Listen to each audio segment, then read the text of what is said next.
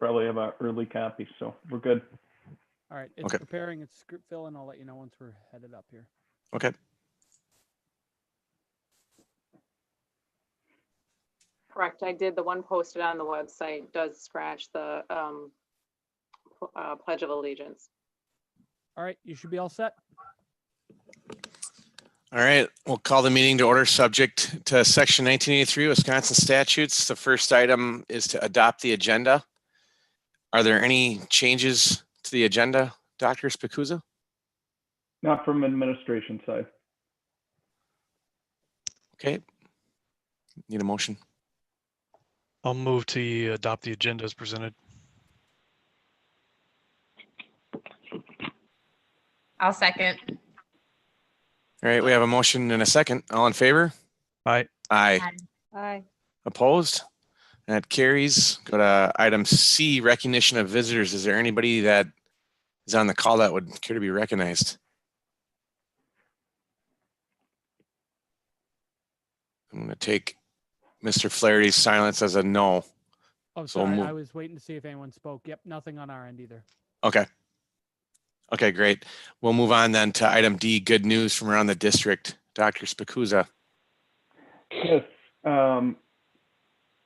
First and foremost, obviously with December, just wanted to wish everybody happy holidays and season greetings. This time of year, usually we have our carolers here, and just with regards to technology and the Zoom, we're going to bypass that. But still, on behalf of the school board and administration, we wanted to wish our staff and families and community a happy holiday. I just wanted to share that we've done some of these board meetings, but they usually have been a single item with regards to using Zoom. So this one's a technological feat. I wanted to thank Kyle Flaherty, who just got back from vacation at noon, for setting this up, but also just patience as we have different people will be speaking tonight, and we'll be trying to kind of pass the baton on sharing the screen. But to expedite, I've asked the permission to kind of share the highlights from around the district. And I wanted to give a shout out to one of our Malone teachers, Miss Stacy Sepakanis, who has successfully achieved the National Board Certification. This is a very rigorous and arduous task. It's a multi-year process, and it's something that's recognized by all 50 states. So we wanted to congratulate her for this esteemed honor and work that she's put in, and appreciate Sarah for sending that news out, and we'll be doing a press release on her behalf. In addition, we've received some dollars. We had an anonymous donor that provided $300 to our families through the Angel Fund, but they wanted to remain anonymous, but I wanted to thank the family for that gift. In addition, we received through Michael Kozmowski and our middle school band teacher, we were able to secure a $2,000 Anne Marie grant to help purchase another tuba. We have more students playing tuba than ever before, and we did not have the instrument to do so. So we're very pleased with the work that Michael and Brianna were able to do and secure that $2,000. Later tonight, you're going to be able to hear about two wonderful opportunities, extensions of a grant with our current tech ed to provide a business academy, with our Chippewa Valley Technical College. And then also one of our new first-year teachers, Mr. Kyle Schmidt, talking about a Fab Lab grant, and we'll wait to get a little bit more detail on that. In addition, we just wanted to give our girls basketball team a shout out. They are now ranked 6th in the state for Division III in the coaches poll. Quite an amazing feat and well-deserved. Our middle school just had 37 students qualify for round 2 of the GOB. 33 students qualified for the second round of a spelling bee. Round 2 for both these bees are going to be in January, and they continue to compete virtually. Very proud of the work that we have with Ms. Jansen and the work that she does with the students and Mr. Igo.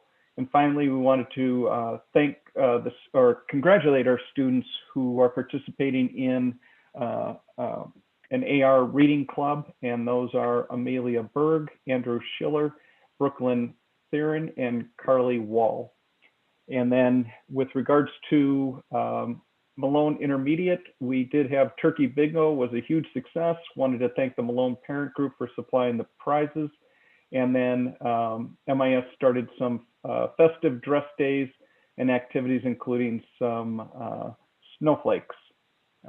So we've been able to kind of have some spirit and things like that with parties that are going on around the district through Thanksgiving and as we prepare for our winter break. And just kind of seeing some of the students, I was having trouble doing two things at once. So some pictures there that have been taken by Andrea and submitted by our teachers. With that, I conclude the good news from around the district.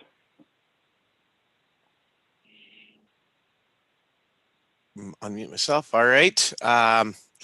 Let's move on to school business then. So first item here is the consent agenda. We have minutes, board checks, Neola policies level 1, and personnel update in the consent. Is there anything that the board would wish to have removed from the consent? If not, I will adopt the consent agenda. Are there any objections? No objections. The consent agenda is adopted. Item 2, resignation. Yes, at this time we have received a resignation from a teacher that's been on leave, Mr. Craig Lubick. He had previously been a math teacher at the 6th grade. That resignation took effect on December 1st. Been a remarkable individual within the community and within the Prescott Public Schools, and also assisted in some coaching duties. We wish him well. All right. Does anybody have any comments on Craig's resignation here? Yeah, I think we probably have all run into Craig, and great guy. I know he'll still be around the community, so wish him the best, and down the line. All right. Yeah. Thanks, Steve. I agree. I've known Craig for quite a long time, so I wish him the best of luck in whatever he's got on deck here. So thank you for your service, Craig, and good luck. I appreciate your service. We all do. So with that, we will take a motion here. I'll move to accept the resignation of Craig Lubick, middle school math teacher, effective December 1st, 2020. I'll second. All right. We have a motion and a second. All in favor? Aye. Aye. Opposed? And that carries. Item 3, consider second reading of policy 2266, Title IX regulations. Yes, I'm going to have, we have our, we recently had looked at this. This is a policy that is required to be adopted. The laws changed federally in August 14th. I'm going to have Beth take point on this. It's a very long policy. I'll pull it up, but I think Beth can speak to why we broke it out from the other ones that were in consent agenda, as well as the ones that are going to be following it on first readings. Yeah, and just a reminder, this is our second reading, so we did talk about this last month too. So, correct. Yep. Yes, correct. So as Rick noted, Title IX is now required by all districts to have formal training. And as he noted, it was actually more of a special item that was released separately than our traditional updates that we receive twice a year from Neola. Mr. Inouye and Liz Roberts are both of our compliance officers that will oversee that, so that if there was a situation that arose within the district that required them to do an investigation, to be those contacts for those employees and or as students. It goes into great length and detail as to how we would conduct in interviews. They would, if there was a hearing required, and do all those investigations. As Rick noted, it's a very lengthy policy. We worked very closely with our Neola rep, who also then gave guidance as to how to choose which options that were available in the document for us to follow as a guideline. So if you've had the chance to read it, if not, any questions? I know Mr. Inouye is on as well. If you have specifics as to how we conducted the training or implemented that back in August when the staff returned. All right, Steve, any questions on this? I don't have any, Mike. Tanya, Nope. Vicky, No. Pat? Questions? Yes, this is a rather long policy. But yes, this is our second reading. So adopting it tonight will make it official. So I think we're ready to move forward. Need a motion. I'll move to approve the second reading of Neola Policy 2266, non-discrimination on the basis of sex in education programs or activities. Second. I'll second. Pat won. All right, we have a motion and a second. All in favor? Aye. Aye. Opposed? All right, that carries. Item 4, consider first reading of Neola policies.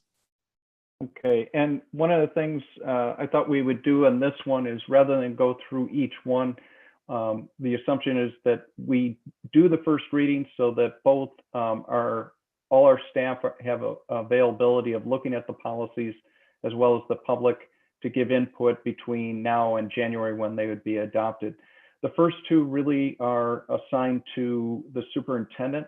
The first one is just to make sure that there's no conflict of interest, and that if I was to put out a shingle and do some consulting on the side, that I would have to declare that to you and get approval from you before doing that.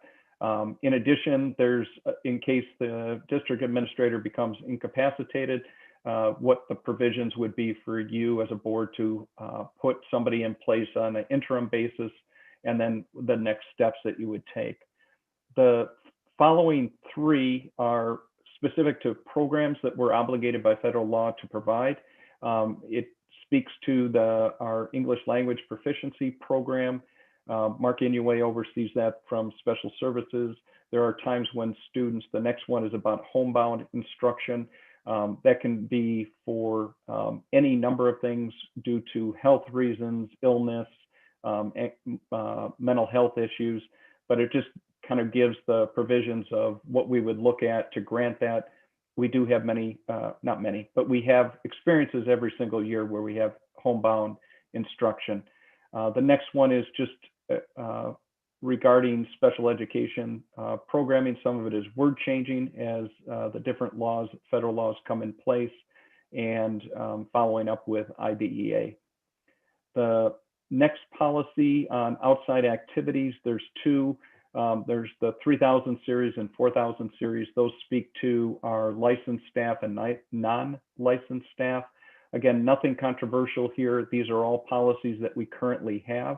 These are just updates.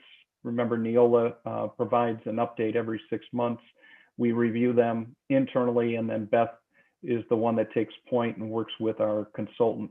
The outside activities are just specific to understanding that people represent, when you work for an organization and you're out in the community, there are behaviors that could infringe on the perception and how the perception of the Prescott Public Schools. So it outlines some of that. In addition, it does have clauses in there about campaigns.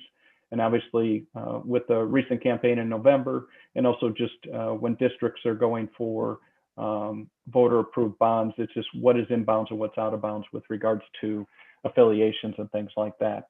The next one is with regards to seclusion and physical restraint. As you know, once a year, Mark presents to you about the number, and we have to record when students are physically restrained or held back. This just speaks to that we follow protocol. The individuals are specifically trained in those matters. 7434 on the tobacco. Once again, it's a policy that we already have. It's catching up on the language with regards to the vaping, the electronic cigarettes. So it's just more expansive. Just again, no substantive changes. The one that's unique this time is new is 8395, and that's about student mental health services. This is relevant to us in that we do currently, through our mental health grant, we've been able to hire a third-party organization that comes in. It's the same one that we use for our employee assistance program. And it just talks about the handshake between information, how they're informed, and when they're on site, that they're co-located services, and what the kind of the firewall is with regards to privacy and how they're providing that. If you have questions on the ELL homebound programs, Mark Inouye is happy to answer. Otherwise, I'd be happy to address any of the specific other policies if you have any questions.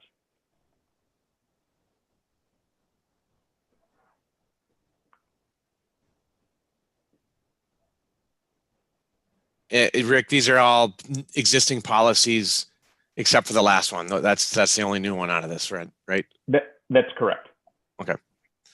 Tanya, do you have any questions on any of these policies? Yeah, I had a quick question on the new, I think it's 8395, the mental health one.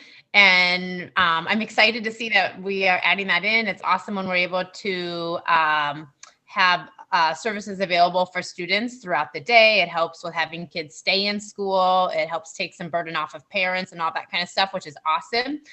I had one quick question, which is that it says school district mental health professionals, and we struck out A, which has to do with alcohol and drug abuse. And I know that at this time we do not work with co-located services to provide that kind of service. But I'm wondering why strike it out if it's possible that we provide that in the future. It's just, my understanding is we just don't have that contract now, but Correct. And great question, Tanya. Mark, I know that you and I had a discussion at length about that language. Do you want to comment on that? Yeah, for sure. And I think it speaks to what you just mentioned, Tanya, the fact that we currently, Family Needs does not necessarily offer that. So we really basically focus the language on the categories that we currently, contract with Family Needs on. I do think that it would probably be a really nice thing to add, at some point in the future. But right now that we're focusing on D through E. We also kind of changed the shall to may just to kind of give us some flexibility with that as well. So that's kind of why we didn't include the AODA component of things. But I do think that would be a valuable thing. And Mark, can I ask, just because we have this policy and I love the change to we may, can we keep it in there though? Because if we do change that, then it has to come back to us and we have to do a first reading and a second reading, but it doesn't really bind us to providing that service now either because of some of those switches. So, I was just wondering policy wise, if it makes sense to keep it in there. It's just opening up the parameters for us, but not requiring it. But I think that given that we changed the shall to may, adding A back in would give us more flexibility down the road if say Family Needs did have some additional services they could offer us, and that worked into kind of what we could offer financially. So okay, obviously this is just our first reading, so we can come back and look at it again, but maybe a discussion to have at the district of keeping it in or not, just for all the reasons we talked. But otherwise, it looks great. I'm excited to have that in there and provide some protection and some guidance for the services we work with. Those were my only questions, Mike. Great, and I like the suggestion too. Pat, do you have any questions on any of the policies?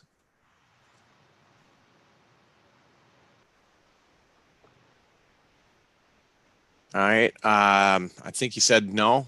Steve? I don't. Okay, Vicky? I don't, but I like Tanya's suggestion with the change of may, taking out shall and doing may. I think that's a great idea, just to have it in so you don't have to come back to this again. All right. Yeah, I think everything looks good. So I think we're ready to make a motion here.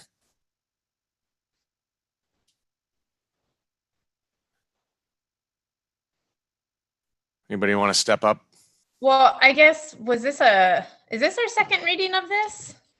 No, these are all first readings. The second reading, yeah, these are all first readings. We got with we had the one second reading for the prior one.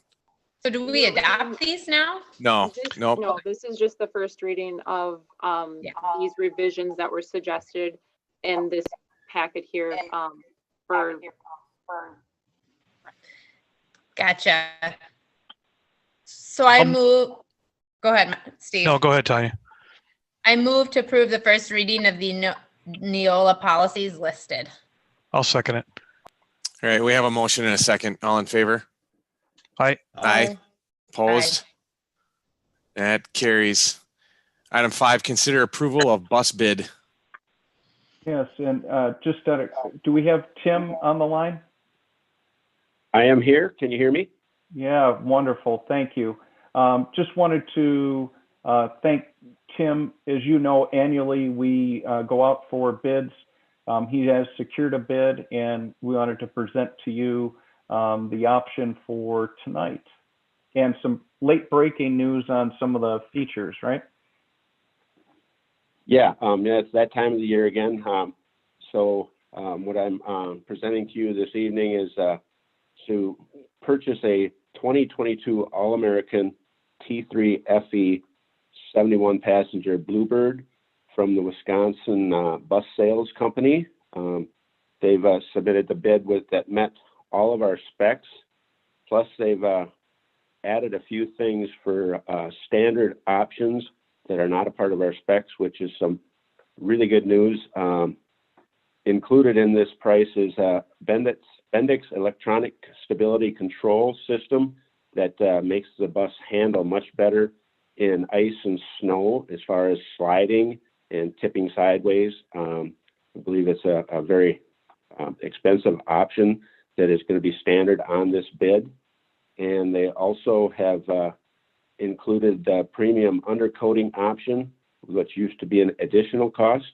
So I think we got a couple of good add-ons to this bus that we're looking to get the purchase of for the 2021-22 school year.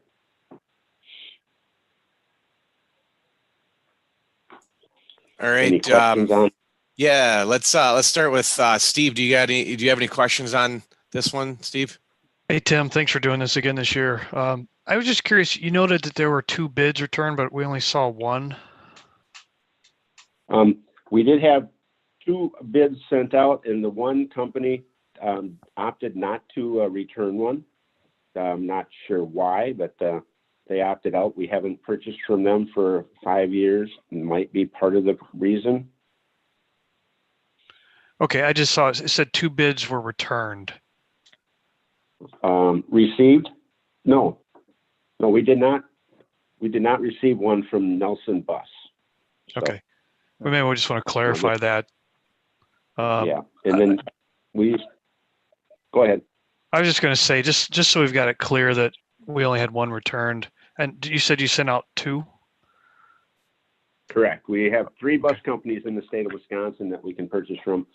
International is one of them, and they do not build forward control, which is like buses that we have in our school district. Right. So they have not been a part of our purchases or bids for the last since 2008. And you might have mentioned this, I missed it, but what's the price increase from year over year from the last one we bought? This one is up about $2,000, which would almost identical to the price of last year's Thomas bus from Nelson. That's what their bid was last year. So from last year's price of the Bluebird, this one is $2,000 more, and it includes them 2 options that I talked about: the electronic stability control and the premium undercoating option, which is great for the state of Wisconsin when you're having buses up here and it's cold weather and salt. Very good. Thank you very much. Yep. Pat, you got any questions? No, Steve had some excellent ones there. Tim, maybe just one thing with some of these new controls, which are awesome safety features, any goofy maintenance stuff that needs to be considered, or is it all pretty standard nowadays? it's all pretty standard on no matter what bus you buy. If you have this stuff on there, it's standard maintenance. This stuff always has 3 years of warranty on it. So hopefully if there's any issues with it, it will be the first time we get it. It is a new item, but from the videos that I've seen, I'm kind of looking forward to getting that bus with it on.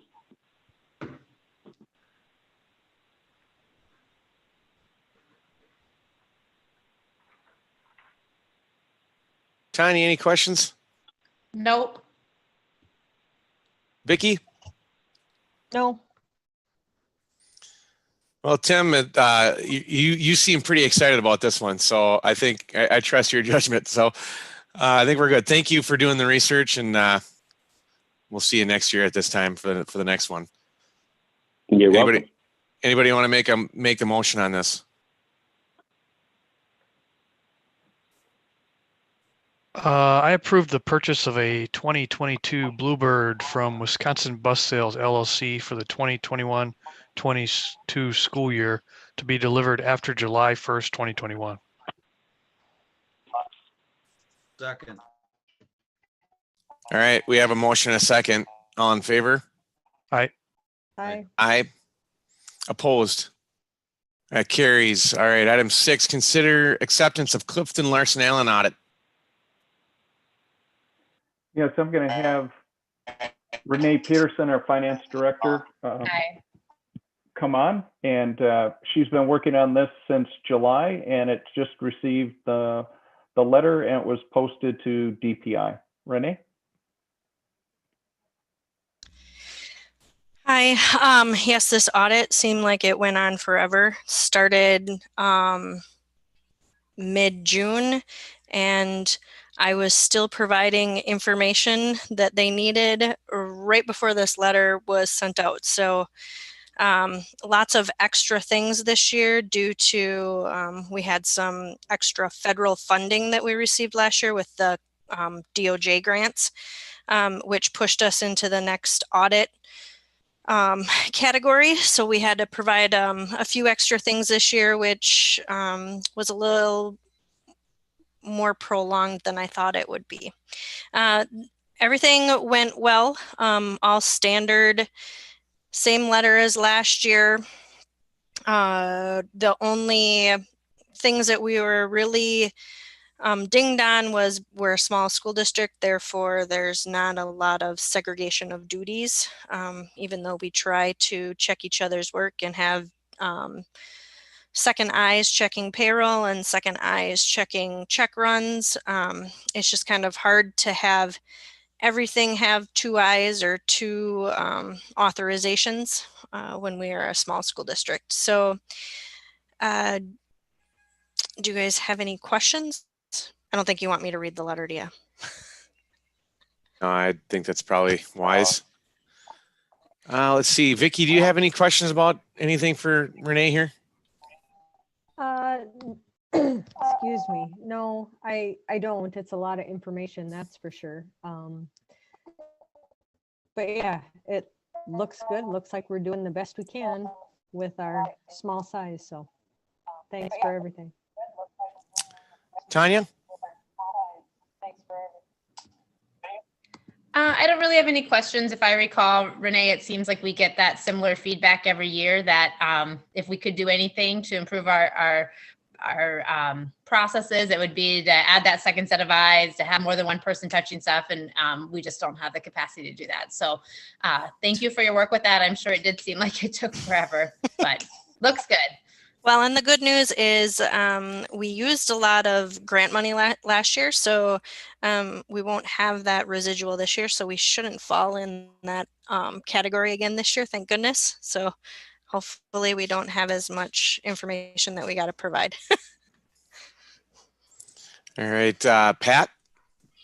No, just nice job. Again, we get this comment all the time. I did read a lot of this and forgot all of it. But obviously you guys are doing a nice job with, being lean and stewards of your time and money. So nice job. Thank you. All right, Steve? No questions. Yep. All right. Thank you, Renee. Appreciate You're the hard welcome. work and putting in the extra time. You're welcome. We'll need a motion here. I move to accept the audit for the 2019-20 school year completed by Clifton Allen. I'll second it. We have a motion and a second. All in favor? Aye. Aye. Aye. Opposed? That carries. Thank you. Item 7 is consider acceptance of Prescott School District Emergency and Safety Plan. Thank you. Just wanted to walk us through kind of the safety plan. We, as you know, last month we had each of our principals share out with you the response that we conduct safety drills on an annual basis twice a year. That presentation is given to you 30 days within the time that the event occurs. We now have those presented and have to be signed off both by the principal and the board. In addition to those events, we are required to make sure that we provide to you the dates of the previous school year drills. We did give you a folder for the 2019-2020 year. Those were signed off. We have to have the written evaluation that I just mentioned from last year.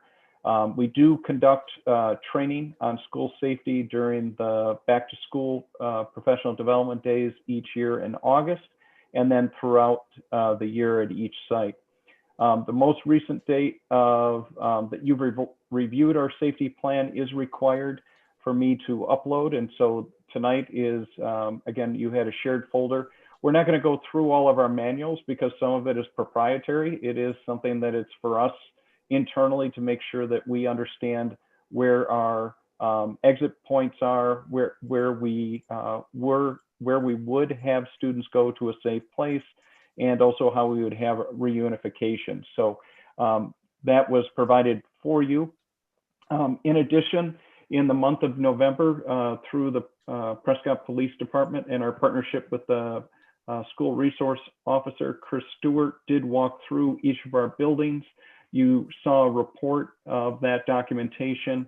That has to be signed. And thank you for Mike for coming in to sign that, and then our principals sign it, and then I have to put it up into a portal. The most recent walkthrough occurred in the month of November with each of our administrators and Chris Stewart.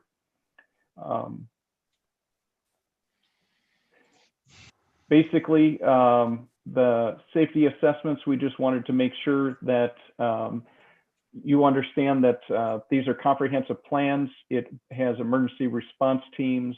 And in addition, it goes beyond the money that we've received and put into the safety protocols, the safety glass, the additional video cameras that are out there. We've received over nearly 160,000 on 2 DOJ grants. And then we also have a mental health grant of $75,000 related to student safety and anxiety. I'm going to stop there and see if there are any specific questions with our emergency response teams or with our overall district safety plan. Anybody have any questions at this point? I do not. None here. Okay. I think we can keep going. Rick? So basically, this is just gives you, it's very similar to the audit. We need you to basically take a motion that you accept that we have the manuals in place, that you've been able to have access to see them. And then I'll submit that to the Department of Justice tomorrow to complete our task for this year. This is an annual process where you'll have to review those. And then know that internally we review these documents on an annual basis as well. Okay. I guess we already asked if anybody had any questions, but I'm going to ask it again. Does anybody have any questions on what Dr. Spicuzza presented there? If not, we can take a motion.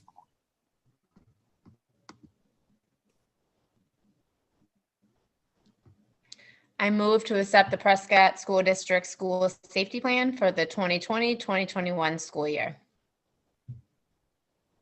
I'll second it. All right, we have a motion and a second. All in favor? Aye. Aye. Opposed? That carries. All right, item 8, consider participating in the CVTC's Business Academy program. Yeah, this was in the good news. I just wanted to share. I'm going to turn the screen over to our principal, Josh Figge, at the high school. Josh, you're going to go through the CVTC, and then we're going to have you also cover the grant submission. And I think Kyle Schmidt, one of our current tech ed teachers, is on as well.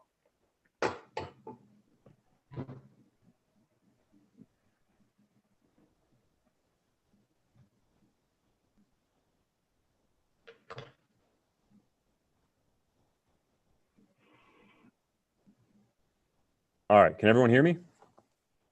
You're good. Excellent. Okay. So as Dr. Spikuza introduced, we've got 2 really exciting opportunities that I think that we're presenting tonight. I'm very excited because I think they push forward our career and technical education programming to a new level. They, by and large, have been driven by partnerships with community entities, and I think they really match our mission and vision for the district and our school very well. So I want to start to talk about our Business Academy proposal. We've had an extremely, I think, fruitful partnership with Chippewa Valley Technical College. All of our accredited classes, or I should say a majority of our accredited classes, are transcripted for dual credit through CVTC. This summer, they reached out to me and they had a proposal for an expansion of one of their most popular programs, which is a virtual business academy that allows students to earn accreditation and an associate's degree upon their completion from high school. This is a program that they've run for a number of years in 2 larger districts. So the Eau Claire School District, both for Eau Claire North and Eau Claire Memorial, and then the Menominee School District, since they had campuses located in those 2 cities. It isn't something that they had expanded out to any other region, but it is something that we, along with a number of other smaller rural schools, had been advocating for. So this summer, they had the opportunity to apply for a grant and to start the creation. We worked with them pretty hand in hand, and then we helped them write the proposal for the state and provided them a letter of support that advocated for the additional funding for this program expansion. And we were able to secure that. So as an early supporter and I guess adopter of this program, or at least the idea of the program, Prescott High School was given one of the spots to have students be early adopters or early enrollees of this program. Originally, they thought that this was going to be a 30-student program. They were going to keep it relatively small, but because of the extreme popularity from late November until now, they've expanded that and doubled it out to 60 students. So I want to go over what that program is, but I just felt like getting some history was important. So this is a program that includes essentially 60 credits taken through both CVTC and Prescott High School. And at the culmination of a student's 4 years of high school, they would have completed their 60 credits and receive not only a Prescott High School diploma, but also an associate's degree from CVTC in business management. From that point, they would be on average 2 years then from earning their bachelor's in business. So it would propel them pretty substantially if they are looking to do any sort of business degree. What you see on your screen right now are the courses that a student would have to take throughout their 4 years to be enrolled in this program. The courses themselves cannot shift, but they can shift when a student takes them. So there's a little bit of flexibility within the program. What you're going to notice is that some of these are highlighted, and because we've had a fruitful partnership with CVTC and we've worked for a number of years to transcript a number of our classes, and we have a fairly robust advanced placement program for a school of our size, A number of the required courses that a student would have to take through CVTC to earn credit are already offered at our school. And so students would take those classes through our instructors, saving us money. So that's kind of a very brief overview of the program. 60 credits, students can earn an associate's degree. It is only available at this time to incoming freshmen and current freshmen. CVTC was pretty firm on saying that anyone older would not be able to get the requisite number of credits in the amount of time given. Even our freshmen who opt into it will have a fairly rigorous course load to undertake to get it in 3 years. It is essentially, I guess I would equate this to entering high school with a declared major. It is a pretty specific 4-year plan for students. Cost is always a consideration, and so I think this is one of the reasons why we're coming to you to seek out your support and guidance. The program for a regular student costs about $9,800. For our students, it will cost, on average, about $6,700. We have a reduced cost because some of our classes are already transcribed through our instructors at the high school. So our students wouldn't be taking those courses through CVTC's instructors virtually. They would be taking them through our instructors here. So there would be some cost savings there. There is a small caveat on that. Obviously, the courses that are highlighted need to fit into that student schedule. So by and large, this should be 100% possible, but there is always the possibility that a student, for one reason or another, it could be personal reasons, it could be scheduling constraints, might have one or two of these classes that just doesn't fit into their schedule in a specific time. One of the nice things CVTC has guaranteed us is that speech does not have to be taken year 2. Speech could be taken year 4, which is typically when a student in our district would take speech. So there is some flexibility within the programming. So it is a substantial cost per student in the program. That is not an upfront cost, but that is the cost over 4 years per student as they take credits in the program. So there is the cost breakdown. There's also a cost for the books. We would retain ownership of textbooks. So if this was an ongoing academy program, which we would hope it would be, we would retain those books, and then that would be kind of a one-time cost for textbooks that could be reused for future students. There's some careers and skills developed. I believe everyone had this beforehand, so they could look over those things. There is a selection process. So we currently have 25 students, grades 8 and 9, who have applied for this and expressed interest. We need to, if we get approval from the school board tonight, go through an approval process for students. And as you can imagine, 25 students at $6,700 a student is, number one, it's fiscally asking a lot. Number two, because this is a rigorous program, the selection process probably would separate students who would be predisposed to be more successful in the program. So there are 5 traits that we have here: academics, kind of the functional skills, think of the follow through on attendance, late work, what their teachers are seeing in classes, and then what they're doing independently. Their leadership, because this is really billed as a leadership program, and then a teacher reference and a student letter of interest and recommendation from someone. So with those 5 criteria, then we would, if we got approval tonight, look at our top students who we would propose and approve for this program. And then the last thing would be we would have parents, and this comes directly from Menominee and the Eau Claire school districts and CVTC themselves, sign on to an academy agreement.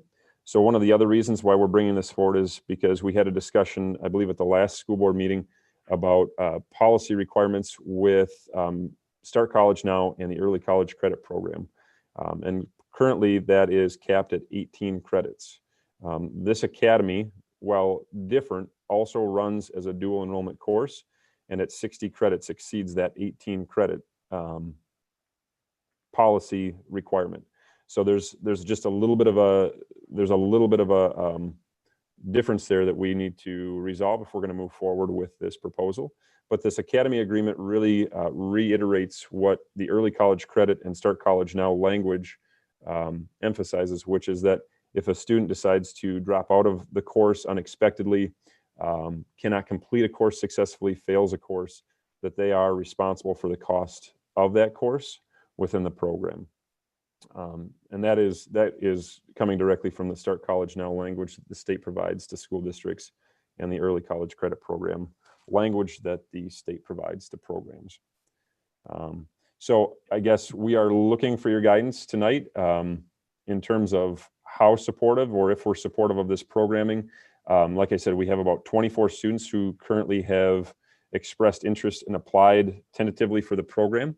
And so I think we're also looking for how many students we would be comfortable putting forward as candidates to enroll in this program.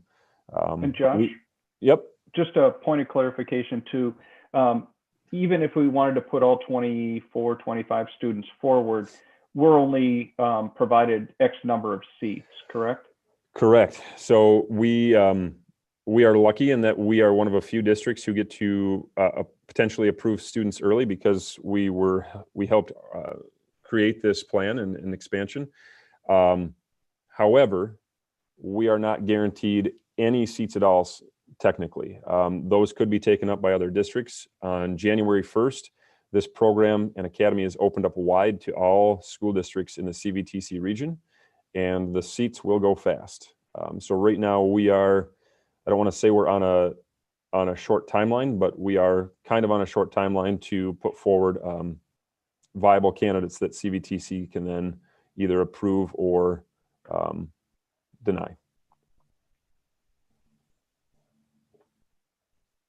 All right, let's start with Steve. Steve, do you have any questions for Mr. Figge? Well, the program seems like a good idea. There's no question about that. But I mean, my calculation looks like it'd be $160,000. And correct me wrong if I'm wrong on that. But where's the money coming from? Shocking question, I know. Well, and I think we should clarify too, Josh. Initially, we were looking at about 5 positions, potentially. CVTC, because of the expansive interest among all the districts, increased its section. But I think we wouldn't be allowed, even if we wanted to, probably more than 10 seats. I'm a strong proponent of this. I really do think it's a game changer, both for our district, our teachers, and students. I would recommend that we look at starting having some type of cap, and that once we know that we're able to sustain this and that it's successful for our students, we could always come back and revisit. With the initial 5 seats, when we knew that there was only one section, that cost is across the 4 years. So it would be $30,000, a little bit over $30,000 for those 5 students. They still are enrolled at our district. They're still working with our teachers. They will have some online courses, and we believe that it could be something that is something that could also draw kids to our districts. I think that the reimbursement we get from the state would help cover those costs. Obviously, it wouldn't allow us to have recoup all of the money, but it would allow us to, they still would be on our sites, in our classrooms. So I think that it's something that we could manage with a cap of say 5 to 6 students per year. And I was just going to clarify that as well, that reaching out to Crystal Tavari, who was our connection at CVTC, even with the expansion of seats, their belief is that it's still probably likely 3 to 5 students per smaller district that would be accepted into the program on average. Well, I mean, you talk about bringing students into the district, and I don't accept that as a selling point, because to do that, you've got to let people know it's available. And I don't think we do a very good job of that sometimes. But I mean, if you look at 5 students, I'm going to use even numbers. So $30,000 a year in the first year. If you get another 5,000 next year, it's 60,000. If you get another 5, you're at 90,000 in 3 years. I still haven't heard the answer where the money's coming from. Hey, Steve, can I ask a question though? And maybe this is for Rick. Unless I'm crazy, and I could be, the 30, the 30 grand, that would be for 5 students over the course of the entire program. So. Oh, I see what you're saying. I got you. That'd be 30 grand a year would need to be budgeted for, assuming 5 students. It's over 4 years. But Steve's right, because it's a cohort model. 30 grand. Right. So as the first cohort of students go through across the first 4 years, we would owe, 30,000. If you have a subsequent cohort, you're going to be, it keeps going. So it is something that is a cost to the district. It would be basically having for us to either go out and fundraise for some of it, or identify on the state dollars that we get per pupil. It is less, the cost of this program, the dual enrollment, is less than what we're getting from the state. So it's kind of parsing out the state aid that we get and having some of it stay in-house for our district, but some of it's going to our partnership with CBTC. And I'm supportive of the program. Don't misunderstand me, but we need to be thinking about this in a physical respect too, because we've got We've got a lot of unknowns in front of us with our budgets, with COVID, with everything that's going on in the state of Wisconsin right now. I just need to to vote on this tonight without knowing how we're paying for it is a concern for me. And I'll leave it there and see what everybody else has to say. Thank you. Pat, Thanks, do you Mr. want to? Piggy. Thanks, Pat. Do you want to go next? Yeah, I think this is awesome. I think it's fantastic. I echo Steve's comment though. I mean, just with everything we have in front of us though, where does the money come from? And yes, we can be creative, but along with that creativity comes additional work on somebody's part, whether that's in administration or parent volunteers. I don't know. Is there an option, Josh or Rick, for parents to self-fund this program? If their student were to be accepted, is there an option for them to kick in the money or a portion of? No.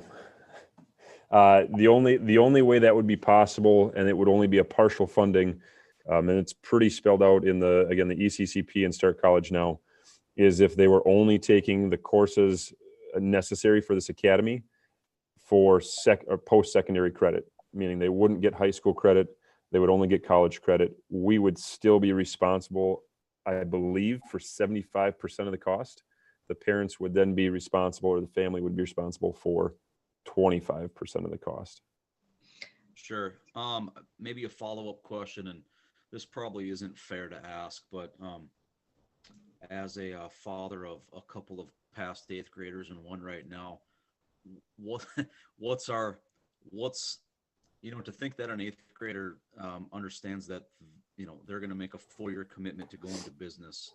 Yep. is a stretch for me, and that's not picking on my kids, but so with additional risk of some sort of dropout type scenario here and additional cost risks on the district, I think the idea of this is fantastic, and I'm sure you do too, but I guess what's the gut around it? How successful is this going to be? Sure.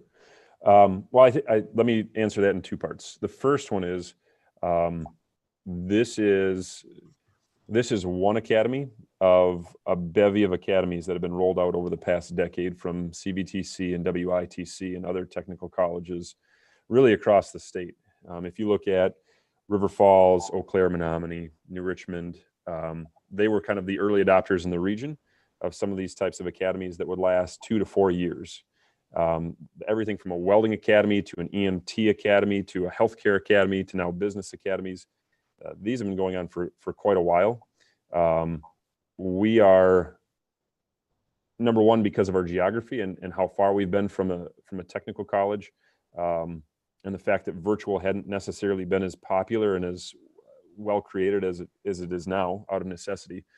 We are probably behind the 8 ball in terms of adopting these things, and there are a number of districts who have multiple academies for their students. So that's, I guess that's one piece of it. Is this is not a necessarily a brand new model. It's been tested, it's been adopted. But with that, you're absolutely right, is we do have, and we will have students who opt into this program. And then just like any student going into college who thinks that they're going to major in something, potentially change their mind and shift out or drop out. Reaching out to Menominee and Eau Claire, they have had this before. It's more rare than they thought it would ever be. But the student who, I guess if they complete 3 courses, they've earned the college credit for those courses. The district has paid for those 3 courses, but then the district no longer pays for the future programming courses, and the student's able to integrate back into the typical high school. So does the school lose money on those transcripted courses that the student took? Maybe, but I guess that would be within also potentially the them taking their Start College Now or their early college credits through the state anyway. So Sure.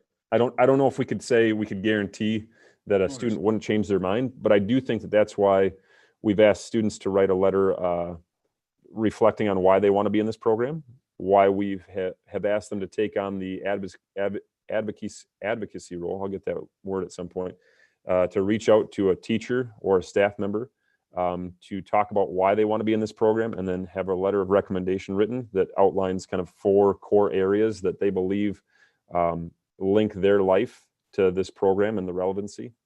And then looking at some of their other skills, both their academics and then their follow through, their leadership skills. Is that a guarantee that we would have a predictor of what they're going to do and that they're going to stay in the program? No, but hopefully if we do enough of our due diligence, we would have a mostly successful pilot.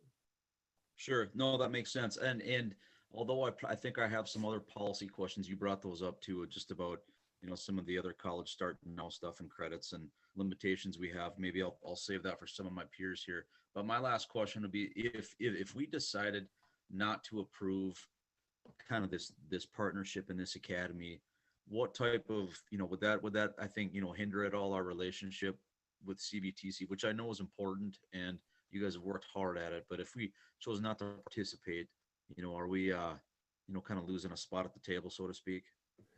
No, I don't think so. I think what your question is do we lose out on opportunities in the future? Yes. No. I would say that there were 3 academies that we had the option to pursue this year. We could have pursued all 3. We chose one because we wanted to dip our toe into the academy world with CVTC first and try and do a small scale pilot. And we had some questions about the fiscal sustainability of these programs too. So we wanted to make sure that we were doing that in a measured and small way. CVTC we would have the opportunity again next year. I can't guarantee that next year we would have the ability to opt our students in early to this program. We would, and I don't know because I haven't talked to them, we would maybe be with the general population who on January 1st it would open up to. But we would always have the ability to continue to partner with them. Thanks, Josh. Mike, that's it for me for now. All right. Vicki, any questions? Yeah.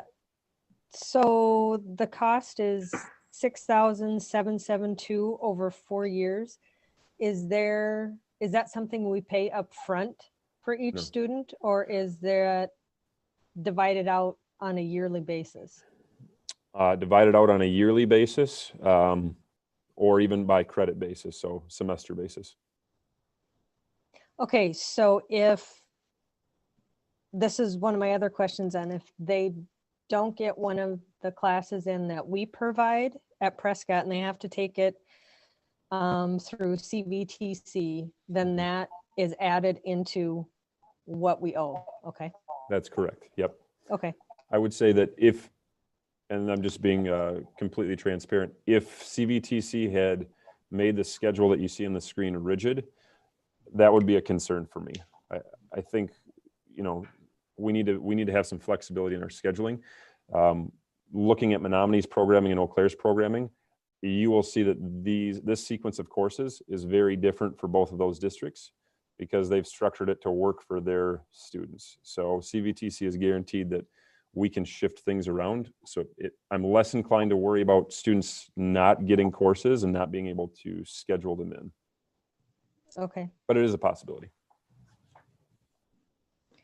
And then is how do we handle it? So if freshmen start, for them to go through and complete the program, the $6,772 is the cost. Correct. Does this change on a yearly basis? So next year their cost of tuition goes up. Does the next group of freshmen that start, are we seeing a cost increase, or is this something we're going to have to change every year, or is this going to be set for a while? Sure. I don't know if I can guarantee that the cost for future cohorts wouldn't go up. What we have been told is that this would be the district cost moving forward for our cohort. I don't know, because I haven't asked the question to our reps, if there couldn't be, if this means that we're grandfathered into this cost, or if this would impact cost per credit. I do know from talking to Menominee that their cost per credit has remained static for the last few years that they've had this program. Okay, that's kind of what I was wondering, because we're looking at, Steve has been asking about financials and how we pay for it. So if something is going to change, correct, every year, we need to know that before we step into, I think, a program like this. But other than that, yeah, I guess the other question, and Rick talked about it, was that the limiting the number of students, and 5, is that just kind of a number you're throwing out there, or is that? That was a number that was provided to us as an estimate from CVTC based Okay. on the number of districts interested and adopting in the CVTC region and the number of spots that are available. They thought that we would look at probably 3 to 5 spots that we could be mostly comfortable in getting. Okay. I think in terms of limiting students, we have other CVTC programs that we've limited or that we've capped. So we have a CNA program where students get licensure. We've capped that at 8 for as long as I've been here, and I guarantee longer.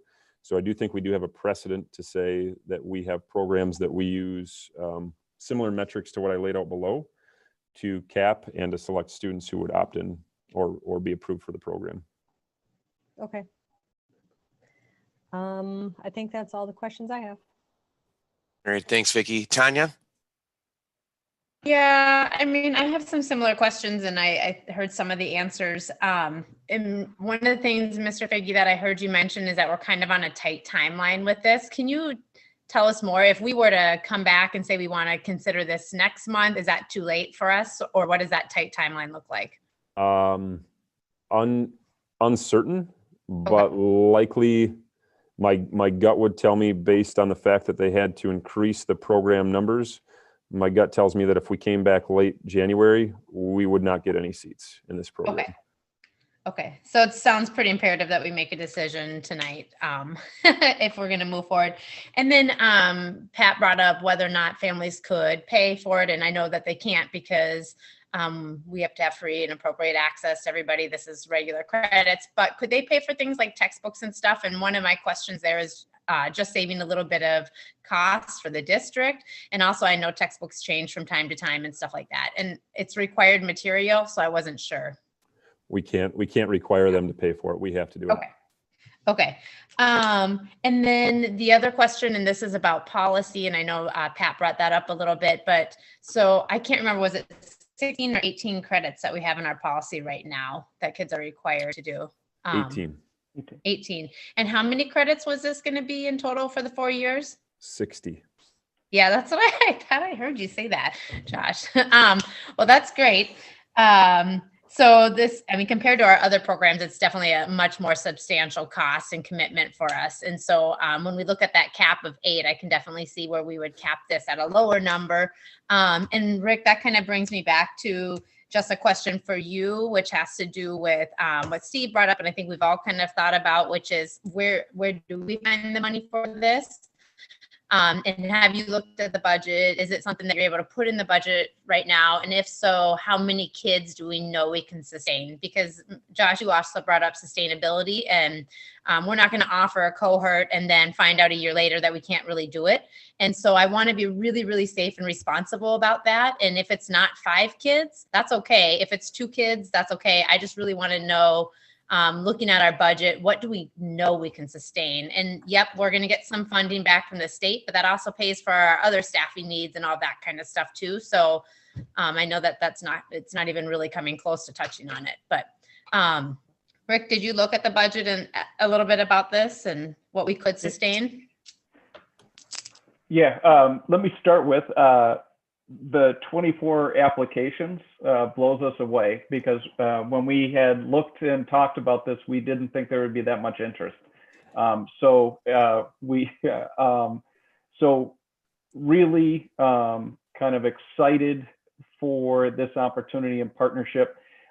My recommendation as I look at this is that it's, and no fault to Josh, it came together, CVTC kind of threw this at us right after Thanksgiving, and also put the deadlines on. So it feels like it's a rush to make a decision. However, it's kind of how, unfortunately, it's the cards that were put on the table, and it doesn't impact us as a district if you go forward or not. It just impacts our current 8th and 9th graders, because any 8th or 9th grader wouldn't get this choice again. Personally, what I would recommend is we look at it as a 2-year pilot. That way our total liability, if we went with 3 students, would be $40,000. The first cohort, $6,700 plus the textbooks times 3 is 20 grand. You've seen our fund balance at the end of the year. I think we can manage a $20,000. I also think it would allow us to see how the students progress. And, I think that, Pat, you kind of mentioned there might be some attrition. So if in the future 5 kids went in each cohort, but only 3 sustained, that would be a model that we could look at. So I think if we were to look at giving the opportunity to 3 high-flying students that are interested in this leadership opportunity, say that we would go in for the next 2 years, we would cover them through, their cohort. And if for some reason the biennium budget is horrific and we wouldn't be able to continue this program, it would just allow 2 cohorts to go through. Our total liability at that time would be $40,000. I think we would be able to weather that. So it's kind of a conditional approval, saying that, we would have to revisit it to see if we would still sustain this program based on student participation, student completion, and our current financial picture. Thanks, Rick. And then this is, 2 just kind of thoughts. One is, so it sounds like about 24 kids or so applied. It's the first year. So I would imagine that more kids will apply the following year as this becomes known and they talk to their friends and their parents find out and they're like, this sounds cool, you should do this. So that's great. But I think it's pretty neat to see that we had such interest in it. And it kind of tells me that we should look at some of those expanded opportunities within our own, which we already have. I see all the highlighted. I know we have tons, but there's definitely an interest within our population of students in this area of business. And we put a lot of focus on STEM because that's important. The state needs those areas. And we know that kids, the industry's there for kids. But this is definitely neat to hear from our kids that this is an interest area. So That's just one thought. Another thought is, and I just think about things like staffing. And as you know, let's say we let 3 kids in every year. In the end, that's 12 kids that we're pulling out of a whole bunch of elective classes. And that's just for this one program. And so I just always want to be aware of how this impacts our staffing and what that looks like down the road and look at those things. I know that's never anything fun to talk about, but I'm hoping that if we can expand some of these opportunities in our own building, then we can pull those in and our teachers can teach more and more of that stuff. But I guess overall, I'm in support of it, especially if you can see that we can weather. I think you had said 3 kids, and that, you know, we'll see what happens. I think this is a really neat opportunity. You know, and I'm excited about it. Josh, it sounds like you did a lot of work up front and still to have this move forward, and it's exciting. So thank you. That's all I had. Oh, I have one more thing. I'm just kidding. Would we need to adjust our policy? Sorry, Josh. Would we need to adjust that policy to reflect the expanded credit options here? Because, you know, right now it says the 18, I believe. And now we would be looking at the possibility of 60, and we would obviously specify that as for a specific program. But if we did approve this, that's something I think we'd have to come back to too. Yeah, we were looking at bringing that in January. We have both our graduation credits because we shifted to trimesters, and we need to get that updated for our seniors and current high school. And then obviously, if this is approved, we would need to adjust our policy on credits. So that was. I will say go ahead, Vicki. I'm sorry. I guess that was one of my questions too, was we're looking at the policy and limiting 18 with the other programs, and this is 60. We had students who wanted to take more credits this year, and we're not paying for them because we limited it to the 18. So are we going to revisit those students?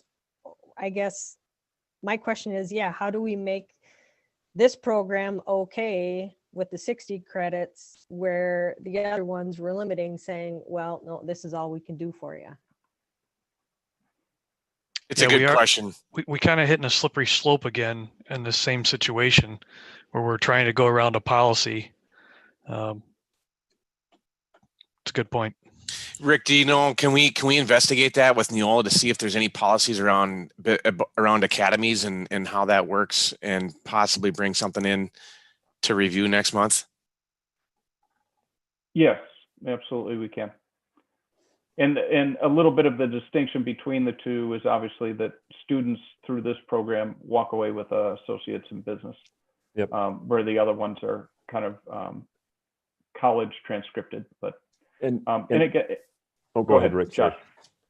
I was just gonna say, I think one of the things I need to clarify is, while this program operates a lot like Start College Now, since it's through a technical school, technically speaking, it is listed as its own entity. It is not technically a Start College Now program. It is listed as a high school academy. Even CVTC lists it as a separate, basically a separate program. So I'm not necessarily certain, but I'm also not uncertain that this falls under the ECCP Start College Now category of our policy. It's kind of I believe, is a brand new foray into something that we have not seen before. So there may be a need for a whole nother policy or an add-on to a policy with outside credits. I know you guys love policy review, so favorite. It's our favorite. But I think you're right on. I mean, it seems like it's its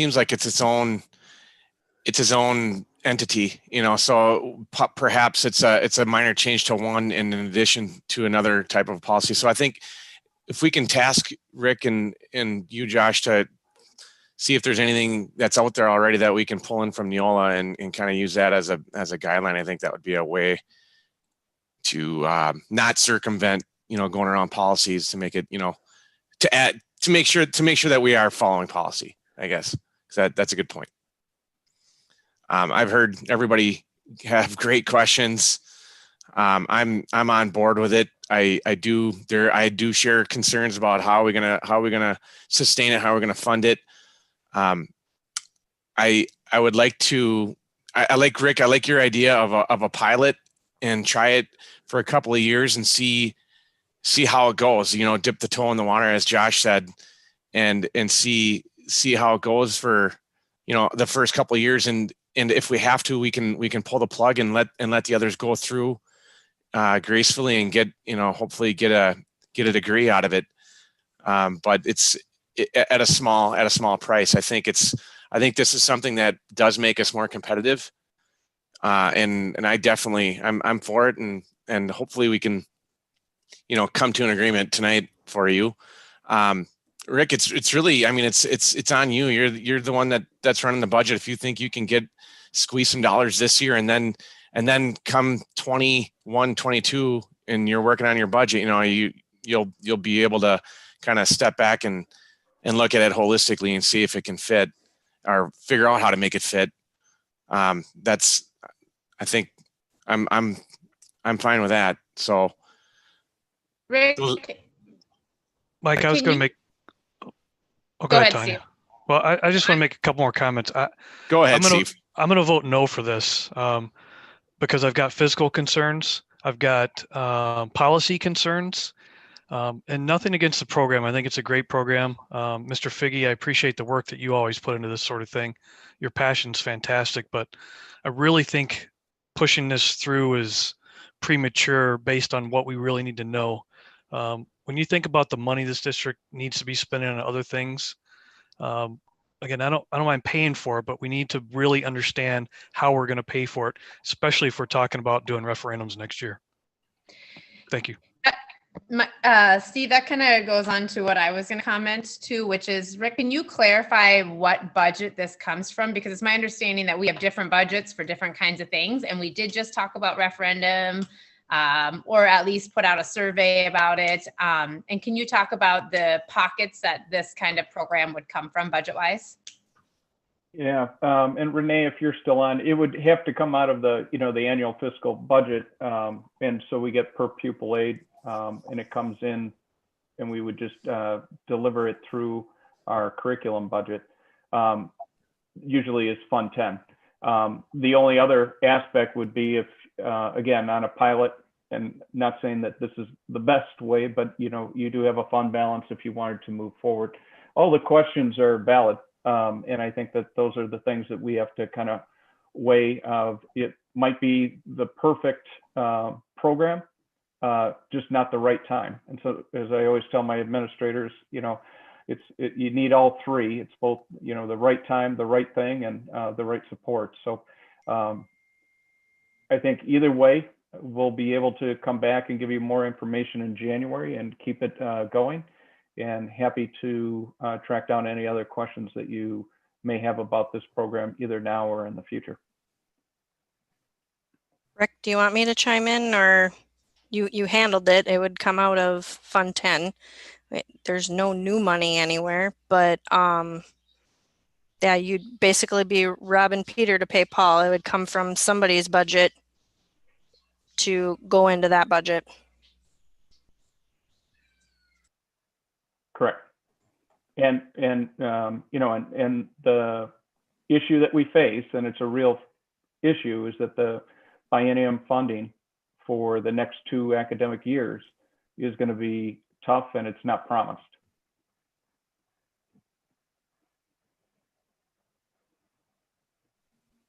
Okay. With that said, Rick, I mean, what is your recommendation here? Are you recommending that we move forward with it, or now I'm not sure. Well, if I could interject one more time. I think we are extremely excited about the program. I do think, you know, Rick discussed, we got the okay that we were partnered with CVTC late. It, I think, has created an unfortunate timing situation for us to feel like we have to make this decision.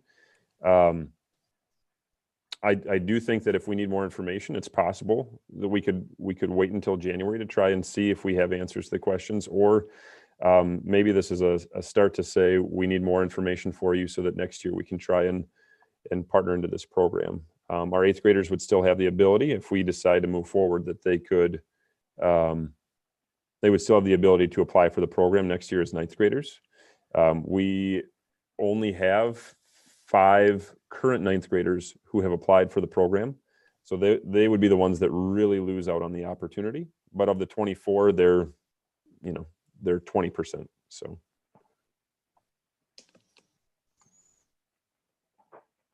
Okay. Well, there you have it.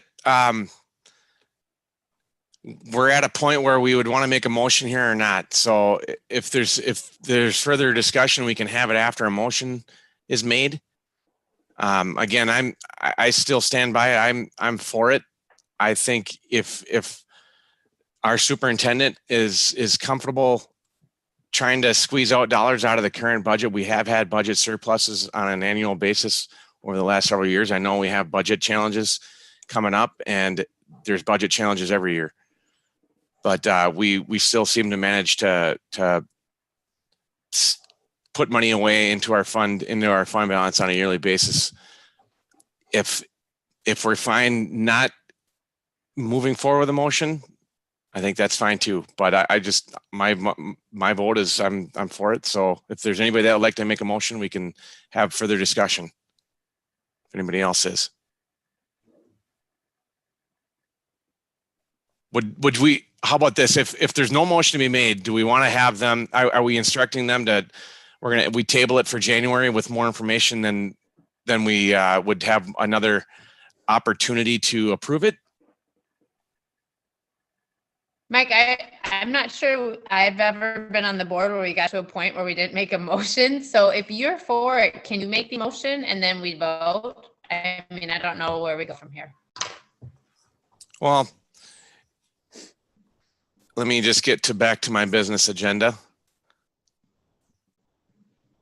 Yes, Mike can make a motion. Mike, I can. I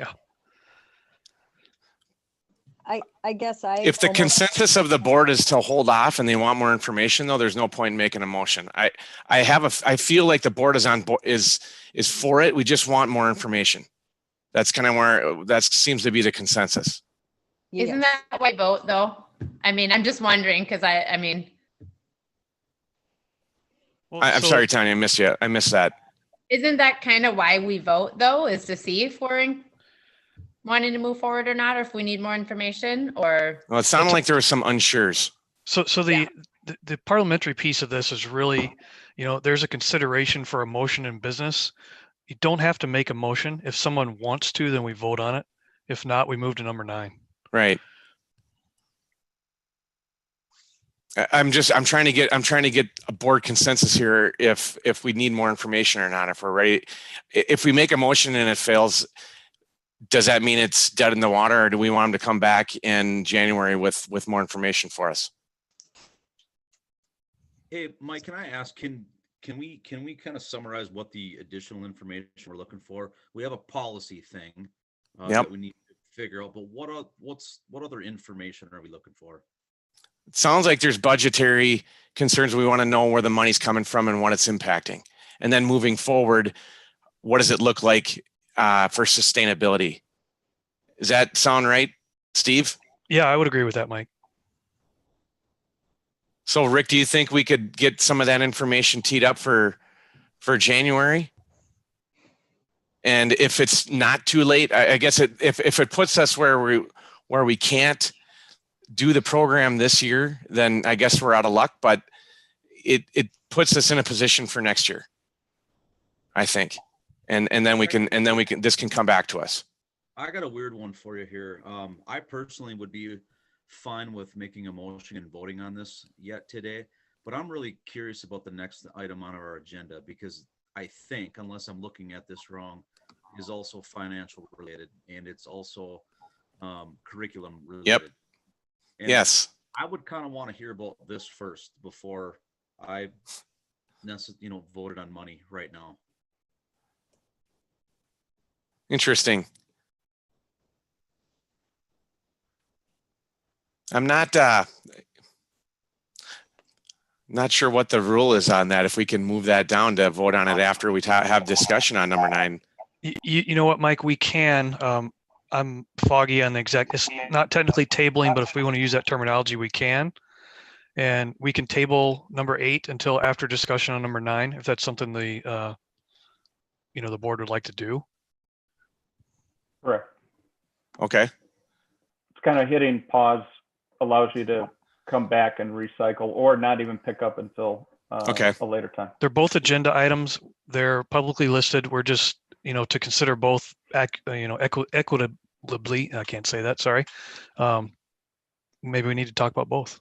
Well, is that all right with the rest of the board? Can we hit pause on number 8? It would give you some time to digest a little bit more too. And as we go through number 9. Mike, I'd like to move to table number 8 until we have discussion on item number 9. I would second that.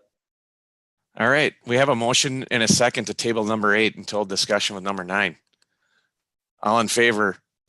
Aye. Aye. Opposed?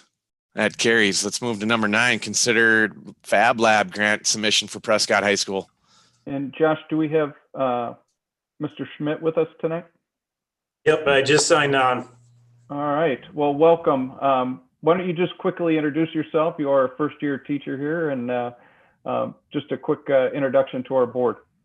Yeah, well, first off, thanks for hiring me. It's been a great place to work so far. And Kyle Schmidt from Northern Wisconsin, 6th year of teaching. And what to tell you guys about the Fab Lab. So first I'll start out with like goals, and then I'll give you guys a little bit of color, and then we'll talk some more finances and numbers, and then we'll get into direction of Fab Lab if we choose to go that direction. Based off of technology, I got Josh driving the vehicle here, and then I'll just talk about it. So Fab Labs, it's just a fabrication lab where basically you can think about it, you can design it, you can build it. And we want to get a couple of CNC machines in the building here that'll help us expand our curriculum and into other classes. So this is probably my 10th year working with Fab Labs. This will be my 3rd Fab Lab setup. But it does broaden student opportunities, build student interests, and we're working on, not just getting them the education, but we're working on their character, work ethic, and I believe I heard the words competitive and passion earlier. But this goes right into state testing. That's a big thing. My last job in my hometown, right, we actually saw an increase based off of more math, more reading, more writing incorporated in with the Fab Lab, right? So lots of opportunities. And of course, strengthening our CTE programs and then branching out into like our science math departments if we choose to go that route, which I think eventually it will. Next slide, please. So this is just a continuation about integrating it into other classes. I've been working with Marina Moore. She's a computer science teacher. And then Caden, I believe it's Nosbush. He's in business department, right? And it's just going to create a lot more, projects for all of us where this could be building projects for the school store, creating partnerships with other community members and businesses where we could put stuff on their shelves, kind of scratching their backs. They turn a little profit, we turn a little profit.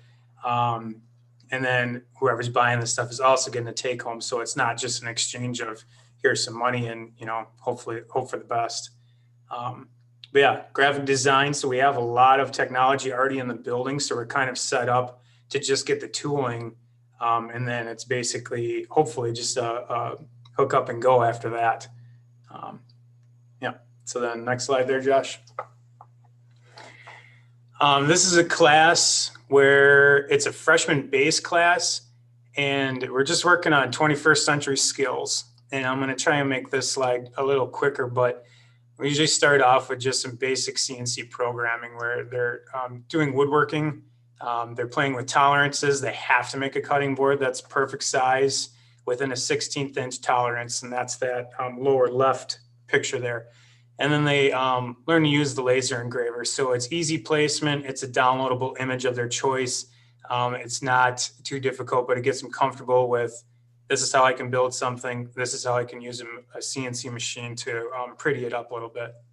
And we move into the Nightlight project, which is the top picture. This is where we're incorporating electricity. They're cutting a cord off of an old computer mouse. They're wiring it up to LED lights. And this is not a new project. It's nothing new. Schools all over the state are doing this, but worked out very well. It's fun. Kids like it, and it lights up their entire room. So it's kind of a cool little take home. Lower right picture, that's one where they're now doing like a CNC router. So again, this is placement. It's basic usage of the CNC tooling, and making sure that they can place something exactly in the middle of it. Again, a downloadable image. We're not making them think about the design aspect, but how do I use it and how do I use it correctly and safely and not break anything while doing it. So pretty neat. It's a lot of fun for them, tons of fun for me. And we also get into welding using the CNC plasma cutter, which we already have, and creating a little keeper box as well. So it's really quick, freshman class, challenging. And they get into CAD software as well. So it's all incorporated. Yeah. Design process. This is nothing new. It's just a step-by-step PowerPoint presentation that I usually use, and it steps kids through how do I design something from, just an organic thought in their brain, getting it down on paper, making sure that the tolerances are right, and then you can go to print. So here's just a 3D modeling project. It's like 13 pieces to make this little motorcycle. The wheels turn, the handlebars actually turn, and you can see I got it next to a USB drive there, so you can imagine how tiny it is. So the cost, minimal, right? So we're back to, again, all these projects are pennies on the dime. They don't cost much to us. Our student fees would cover, all of these materials and then some. So we can move on there. Now we're going to the other end of the line here. So we're talking capstone classes. We don't want to, come to an end of the line and say, hey, this is all we got for you, Johnny. We want to be able to challenge our students a little bit more. So if they can be creative in building things for the community. So the top two pictures there is a picture of a railing. These students built the jig that you can see there to make a railing, to make sure that each rail is perfect. They're all the same. And then that would be that was a decorative railing that went up on some concrete walls for the Veterans Memorial that was built in Glidden. The eagle there, that's just another one where a company came to us and said, hey, we need some designs built for our deck, and we came up with 7 different designs and ended up installing those on a deck as well. Unfortunately, I don't have a cool picture of that one, but yeah, so we can move on to the next page. This is one where we have lab techs. So again, we got students that get through our capstone classes, typically juniors and seniors. They're now making projects on their own. I'm not babysitting them. I'm not telling them how. They come to me with a question or two. And the example to the right there is our cross-country team came to us and said, hey, we need some awards built. What can you do for us? And I said, all right, well, here's an idea. So $20 a plaque, I think we made them for $5 instead. So we ended up saving that event probably $400. It was a little over $400, right? That's just one event for the school. And we're not limited there. So we can make plaques, t-shirts, stickers with the CNC machines that we're looking to purchase. And right now I'm kind of proud this student is going to school at UW Stout to be a tech ed teacher. So little brag there. Here I have a female student that was working on a community project, a fundraiser. Here, basically we built the bench with the metals class and the woods class and combined in to make that bench. And then we did not put the back in it. So we set this out and people started bidding on it. And we basically said, okay, whoever the winner is, they get to pick what they want for a design in the back. Again, this was another lab tech student that wanted to go to school for engineering. And I didn't not really have to babysit her much. She went out, used the plasma cutter all on her own. I wasn't even in the room for some of it, and she just went ahead and did it. So kind of another loud and proud shout out to her, but she's now down at UW-Madison. So it's kind of pretty relevant here. I think you see where I'm going. Yep. So here we're talking about like working with state organizations. So St. Peter's Dome, that was one where a student, he's actually pictured in the lower right there, where he started out with a basic Clam Lake sign that he made for the cemetery and then worked his way up to making the St. Peter Dome sign. That one is strict blueprints. The letters have to be a perfect size because of speed limits that are on the road. So it's pretty intense. Tolerances are tight. Unfortunately, COVID stopped him. He basically got the yellow and the brown programmed. And then I ended up putting the letters in for him and finishing it off since students were not allowed in the building. And then, of course, you have the Land O'Lakes Chamber of Commerce. They reached out to us. We ended up building those steel signs in the background there as well. And then delivering those, an hour and a half away. So some towns don't have this capabilities. I mean, I think that it would be cool to reach out, farther if we needed to. So again, with the curriculum builder, this is something that if the science and math departments, they want to reach out to us and say, hey, can you build this for us? It could be something as simple as, helping with their measuring statistics. It could be a visual that they're using, or even if they want to bring their students down and use the Fab Lab to incorporate into one of their lessons, whatever, they would have the option of doing that. So this isn't strictly just for tech ed or just for CTE. This is like district wide. And we do want to bring in middle school. We want to bring in the elementary. And I've talked to some of the teachers down there that are, I think you probably know who they are. They're running the STEM program, and they're talking about programming robots with me too. So hopefully that's an option down the road. And then again, with art, this is a student that came in, cut it out, took it back to the art classroom, and then started painting that up too. So just another option for us. So yeah, this is how the Fab Lab grant works this year. Every year it's been different. They call it a 1-to-1 match, but to sum it up, basically for every dollar that we put into this, the WEDC is going to kick in another $2 on top of that. So if we want the total of $37,500, we would have to raise the $12,500, and then they would match that with the $25,000, and then we would be maxed out for one district. There was another option to partner with another district in the area, but we're not going to go there, so we don't have to talk about it. But a little shout out to Casey Johnson. She's been a big help. I had one meeting with the Chamber of Commerce, and instantly, I think within a day, Tracy Collins from K&N Learning, she donated $1,000 from their company too. So that was cool news. But I think that's actually on the next slide here, Josh. Yeah. So here's the pricing. If we go with one laser engraver, it's a little under 29,000.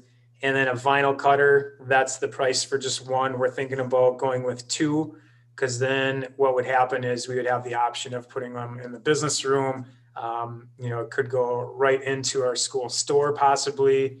We have options of rolling them around the hallways here. And then, potentially having one closer to the tech ed labs where there's a little bit more room in the CAD lab. But again, a shout out, Josh and I went to Diversified the other day, and conversation with the CEO there. They ended up donating $5,000 by the time we walked out. So that was huge help. River City Stitch came in tonight. Kim emailed me, and she threw in another $300. So in all reality, that's $900 towards the grant. And adding all those up with the WEDC funding, we're at $18,000 right now. If we win, we would need to raise another $5,800, and then we would be at our max to cover laser engraver, 2 vinyl cutters, and some robotics parts. Is there any questions at all at this point before we go on to where we see it going if we were to actually apply and proceed with this. Any questions from the board at this point, or should we let him finish the presentation? Yeah, let's keep going. Okay. Yeah. Next slide, Josh. All right. So you have to have a 3-year plan in order to win the grant. It's very specific on its needs for the amount of money they're giving out. It's not a surprise, but year 1 is pretty slow. We get the machines, get them implemented, work them into our classrooms, get students exposed. And currently with my background, I have probably 85% of my classes completely finished as far as the curriculum writing goes. So it'd be pretty easy to get these machines in and just start cranking students into them. By year 2, we're going to have more students interested, hopefully, and then we can start working on smaller community projects. This would be fundraising, talking with the Chamber of Commerce.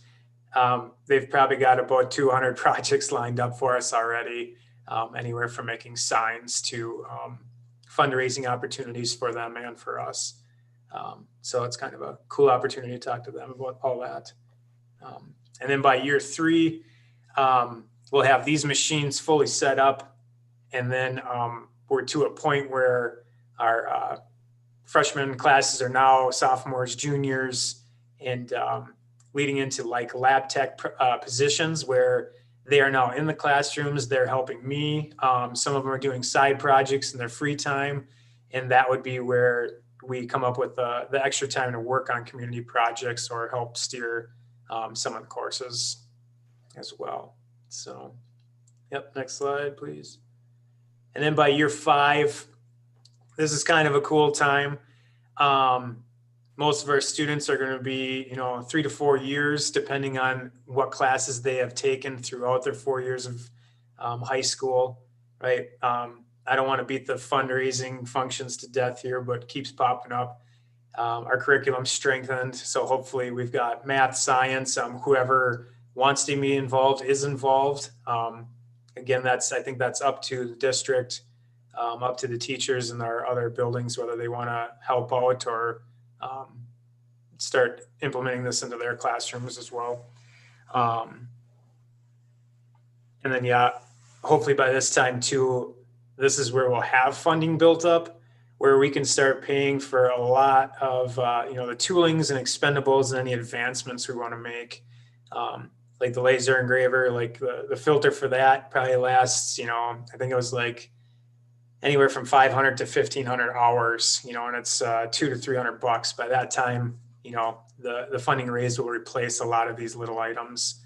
And I really don't see that being an issue at all. So instead of taking out a tech ed budget or CTE budget, it's now funding itself.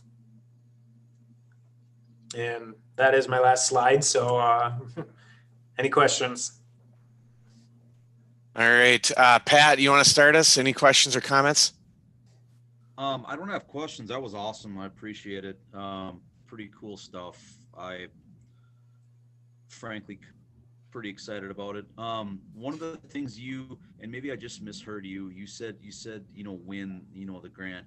Is there an opportunity in which obviously we have to apply for it? What's the likelihood of getting it? And is there anything, additional support maybe that would be needed by anybody to get it? Basically the support is going to be community buy-in, school buy-in, and then our business buy-in, which is, I think you can see on this slide here, it's kind of coming along. The likelihood of winning it is based off of just what I talked about. So if you have the support, you have a advisory council set up, which we're thinking 4 to 5 community members that are not school related. That's the support that we would need besides financing it. I'd say that the grant has to be well worded. I'm probably 6 pages into it out of 10. I'm kind of at a standstill until I'm approved to go forward with this. And then we basically have about 14 to 15 business days to finish this all up, get the funding, and finish the grant and submit it. And then after that, it's fingers crossed and praying. Yeah, right on. So, Mike, or maybe you're not the right person to ask. So, is kind of the question today? We still need to raise $5,822. Yep. Is the ask right now for the district to kick that money in, or are we just looking for approval to continue to raise funds? What's the ask here? I guess the ask is, I would say this. I have some meetings that are being scheduled right now. I have other companies that are looking to donate. I don't want to say names at this point, just in case they decide not to donate. But I would say, let's say I don't get another dollar from anybody. I guess the ask would be, could we cover that $5,800 that's left over?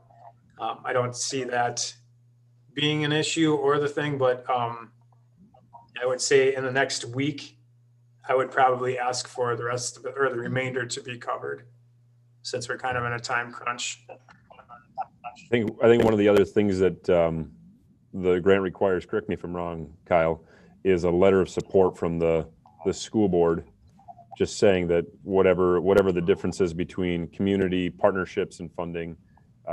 So at this point, that $5,800, that the school board supports it, number one, and that they would cover the difference too, that they pledge to cover the difference, so that the WEDC wouldn't suddenly have someone who won the grant who then didn't have the funding.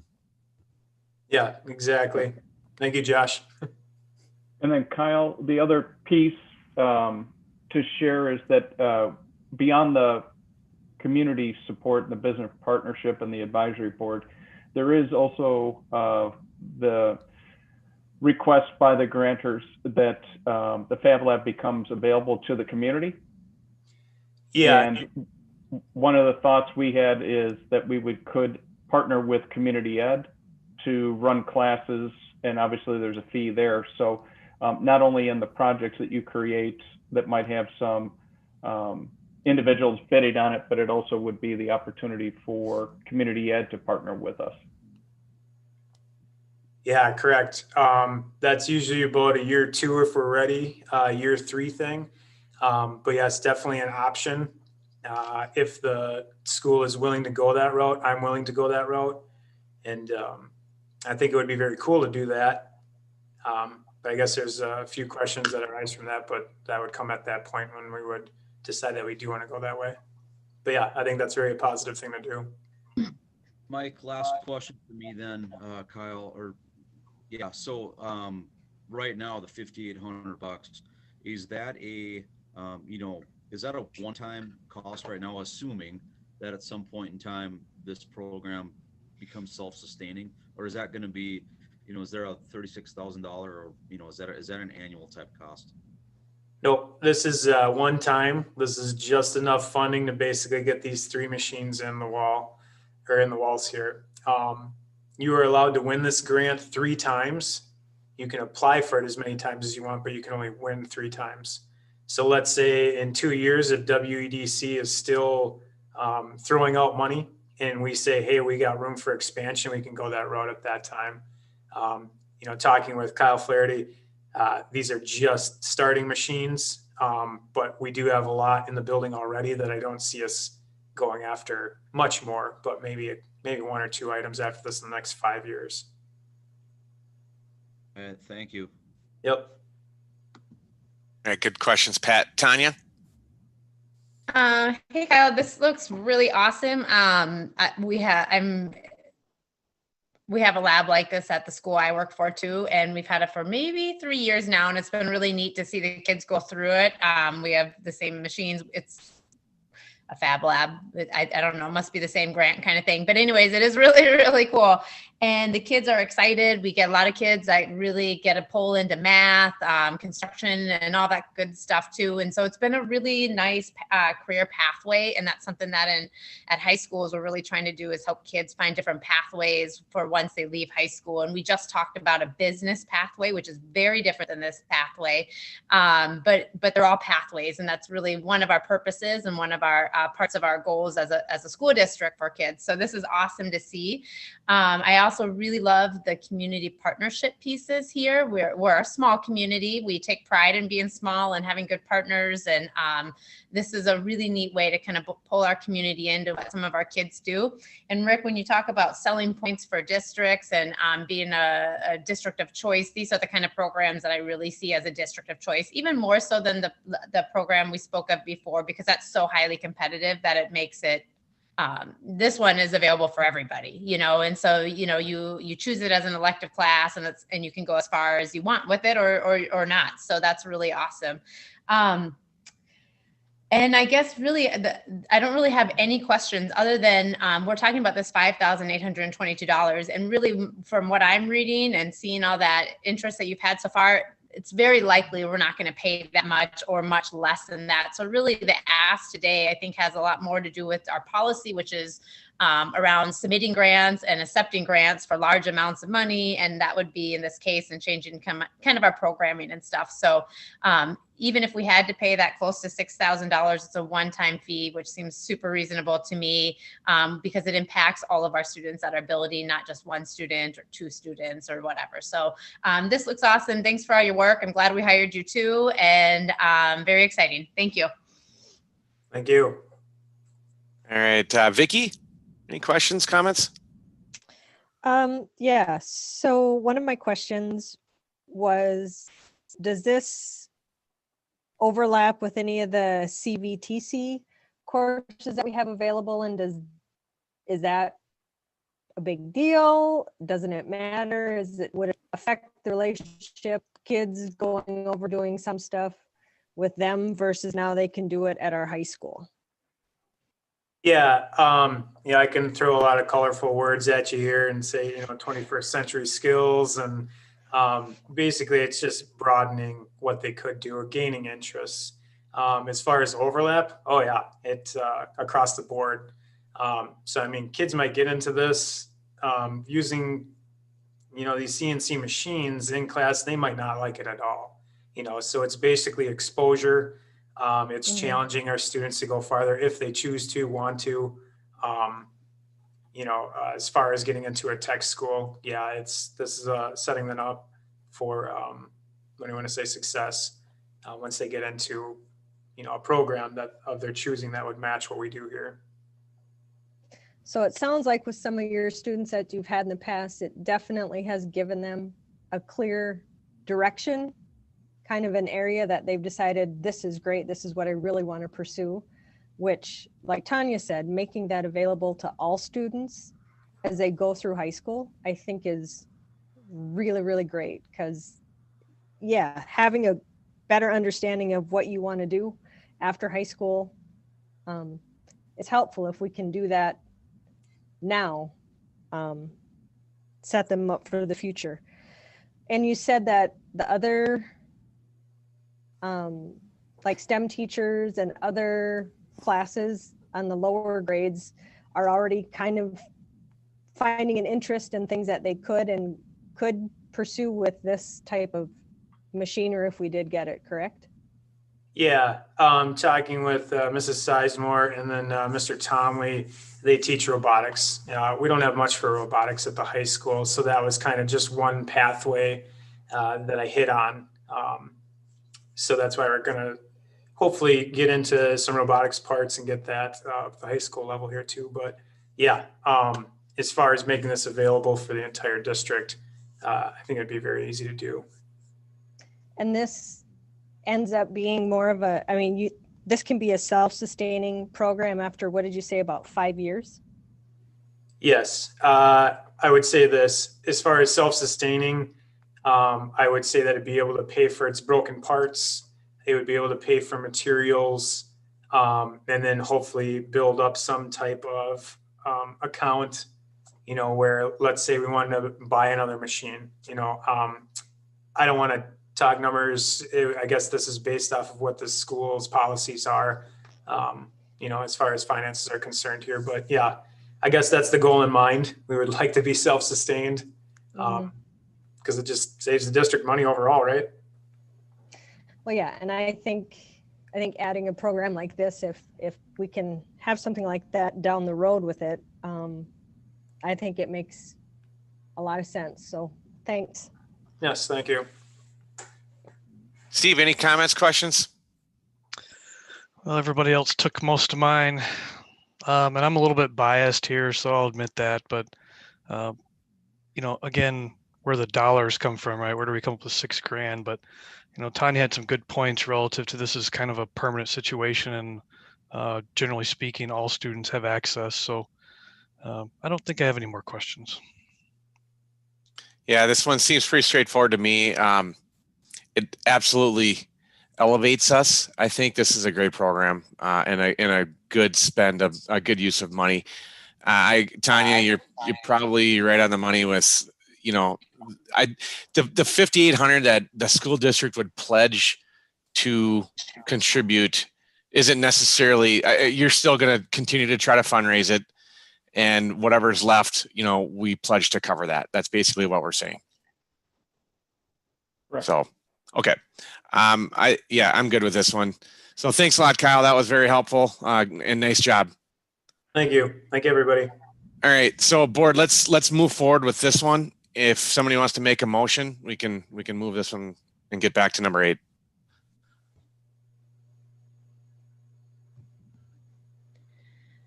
I move to approve the grant submission for a high school Fab Lab grant. Second. We have a motion and a second. All in favor? Aye. Opposed? All right, that one carries. Thank you. So back to number 8. We're considering the participating in the CVTC's Business Academy program. So I guess I can try to tee this up a little bit.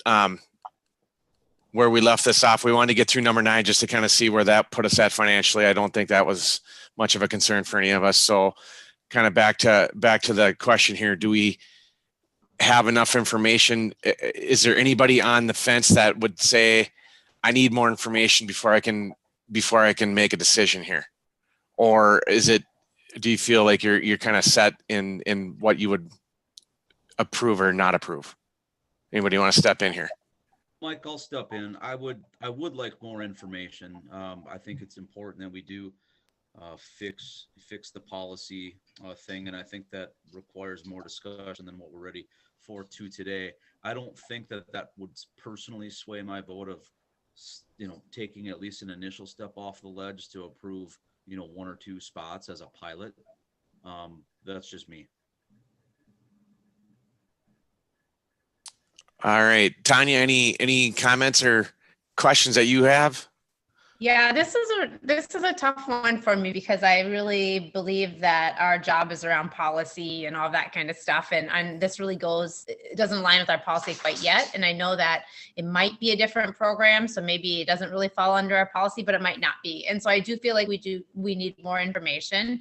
I agree. I think that we could, I'm confident in Rick's calculations that we could support this for 1, 2, 3 students and then, work on some of the other stuff because we don't want to miss this opportunity. And quite frankly, number 9 that we just went to, makes me feel like this is even more important. We have a lot of pathways for STEM and tech and math related, and that's really important. And we want to be a school that really offers those. But this is an opportunity for business too, a 4-year business degree or associate's degree. And so these pathways are just as important, and maybe they're not as exciting because we don't see the cool machines and work quite as close to the community, but they're just as important when we're looking at pathways for kids. And so when we approve another STEM type pathway, I really feel like we should balance it out with some of those more traditional pathways as well. And to me, this is one of those. So I think it's important. I'm comfortable moving forward at a very small scale. And then I think we need to do some work to make sure that we can support it financially and as a board policy wise. All right. Steve, do you have any further comments? I don't. All right. Vicky?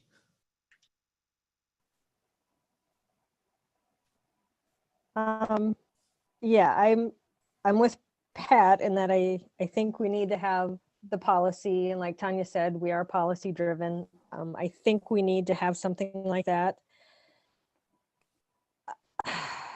A limited number of students, I think, for the first couple years is good. I think trying maybe 3 at the most. My only concern is I don't know about doing it this year with a budget. I'm okay with the 21-22 school year. I don't feel really comfortable with doing it right now in the middle of the year. And not having planned for it for this year. I feel better planning for it for next year, knowing where our funding is going to stand. We'll know a little bit better how that's going.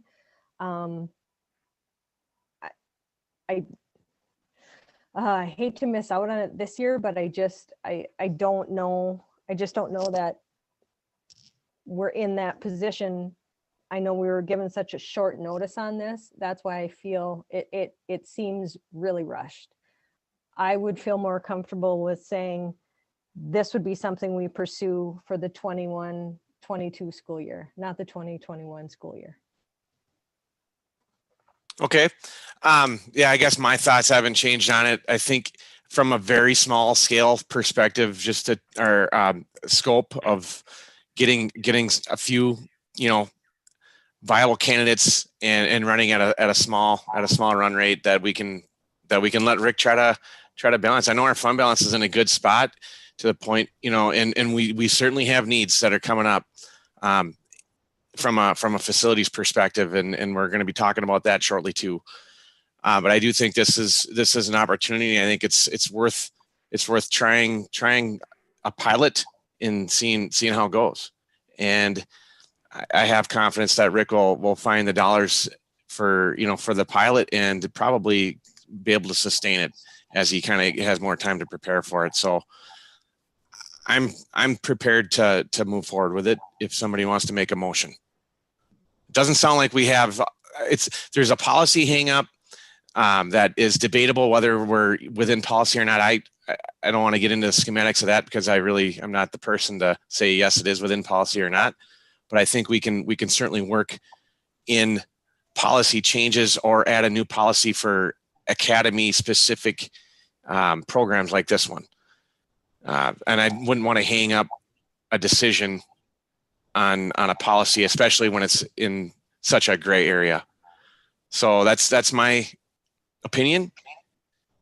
Is there anybody that would want to try to make a motion and we can take a roll call on it and see where it lands?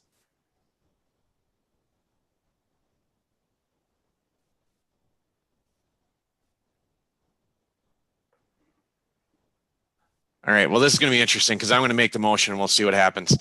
I'll move to allow high school students to participate in the Chippewa Valley Technical College Business Academy program.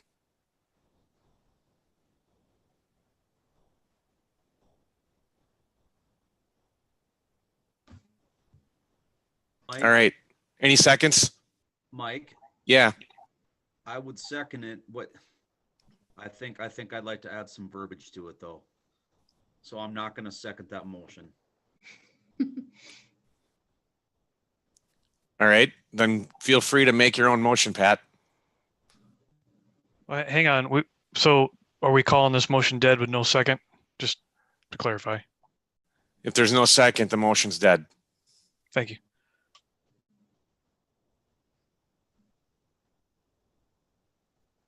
Pat, any motion you want to make or are you content right now?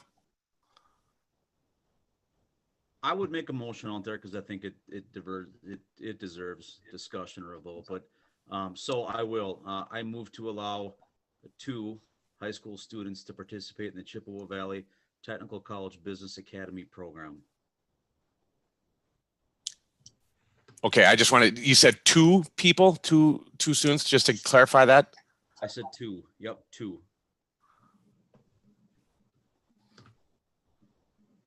All right, we have a motion. Any second?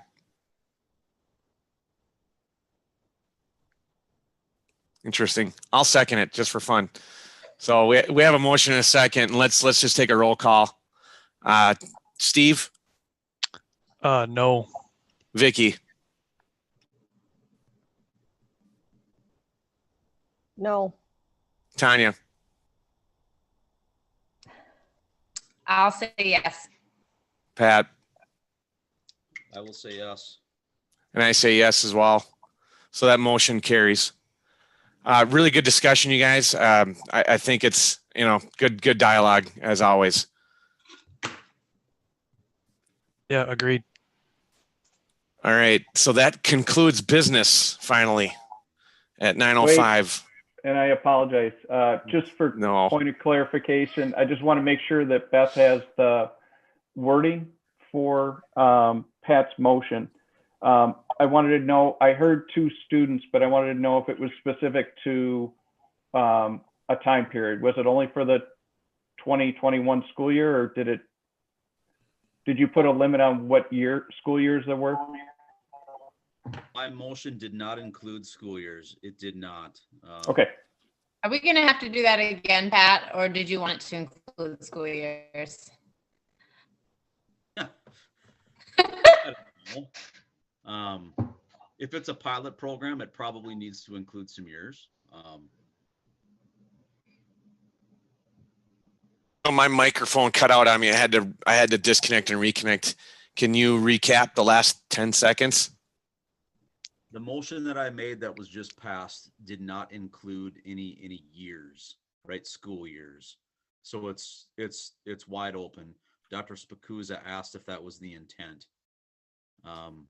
That was not my intent to keep it wide open with the motion. And I believe now the question is, do we need to clarify that?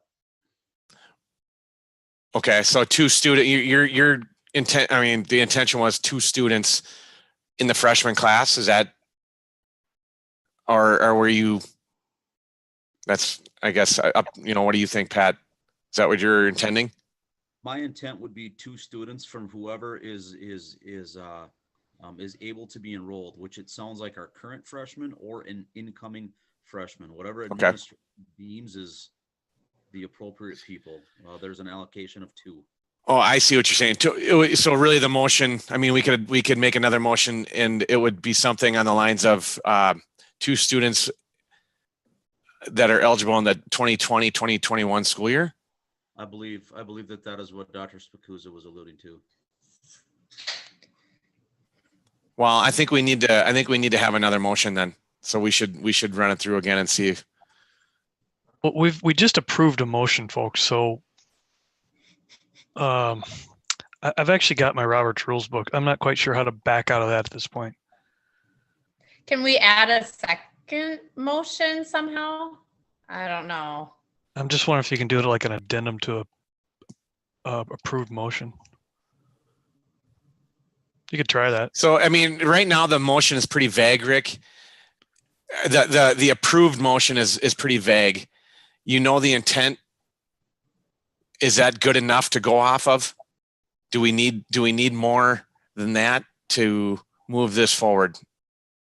Well, I think the reason I wanted to clarify is there were 2 issues. And I think, Josh, I need you to kind of clarify. The program is available to our current 8th or 9th graders. When would their courses start? And then also, if you're thinking of a pilot, you'd want to come back and maybe if you can also cancel the program at the next meeting. But it just seems to me if you were only going to stipulate that it was a trial period, I didn't quite get when does it start and when would you want to revisit?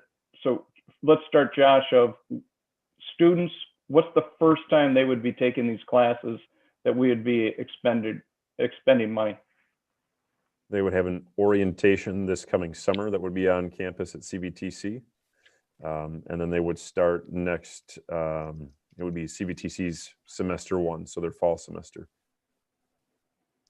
So of 2021. 2021, right? Okay. So they're applying now for a fall class. And I heard the board approve up to 2 people.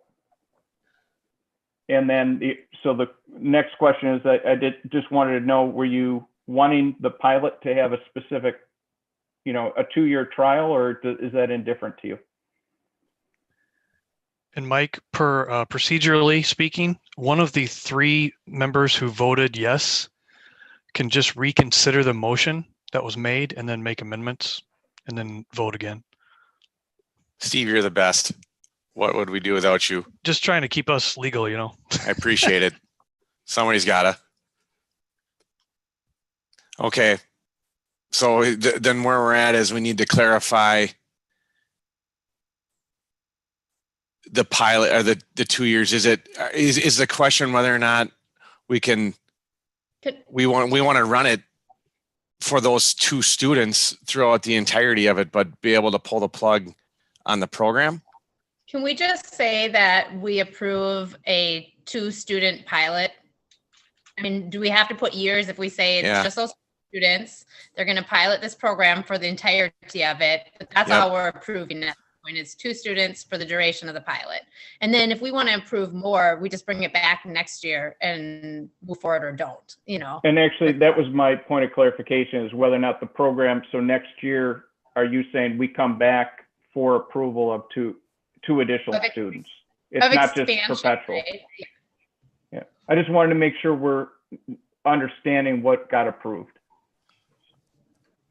Well, can I amend that then, or can Pat amend that to add more clarity? It says we're 1 of the 3. Well, I don't know if it needs to be amended, you guys. We approved allowing 2 high school students to participate in the Chippewa Valley Technical Business College Academy program. I don't know that we need to add in any additional language at all to that. We've only approved 2 people. That's it. So, and that's the question, is it, so that cohort, you got 2 going, and then for the next semester, or the next cohort of our students, we would be coming back to get approval then? You're basically just saying 2 students for those 4 years. That was the intent of my motion, yes. Okay. That was the intent of my yes too, actually. I was thinking the same thing because I thought we needed more information before we really adopted as a program. Okay. As long as Beth has written every word down that we've said in the last 5 minutes, we should be covered. Well, we're recording, so we should be good to go back to the tape. I will be watching it all day tomorrow. You're going to probably have to rewind it 15 times. I'm glad you have nothing else to do. All right. Yeah. All right. All right. So I think we're good then. We're not going to make an amendment to the motion. But we could put for the record that Pat was right. He did it correctly. Nice job, Pat. First try. Yep. Good job. Good job, Pat. All right, let's get out of this. We're moving on to info and discussion. And the first item is the draft review of the 2021-2022 school calendar. All right. And I'm going to have Michael Kozmowski, who historically has presented to you. You had a folder. It included a draft of the calendar. It also had comments back from site teams, and then also a comparison to the Middle Border Conference and Hudson, River Falls, and Hastings. I'll pull up the calendar for you and share. Give me 1 second. Michael, you want to just start the introduction of the process that was done and 3 questions or 3 specific areas we wanted the board to focus on? Yeah, so process is very similar to years past. Again, a few years back, we did have a large district committee that came together. We did some surveying of our staff, and based on those priorities and the rankings, tried to, again, look at each calendar because it is unique in the way that the days land, and then what are the opportunities within that calendar to meet some of those priorities that were identified.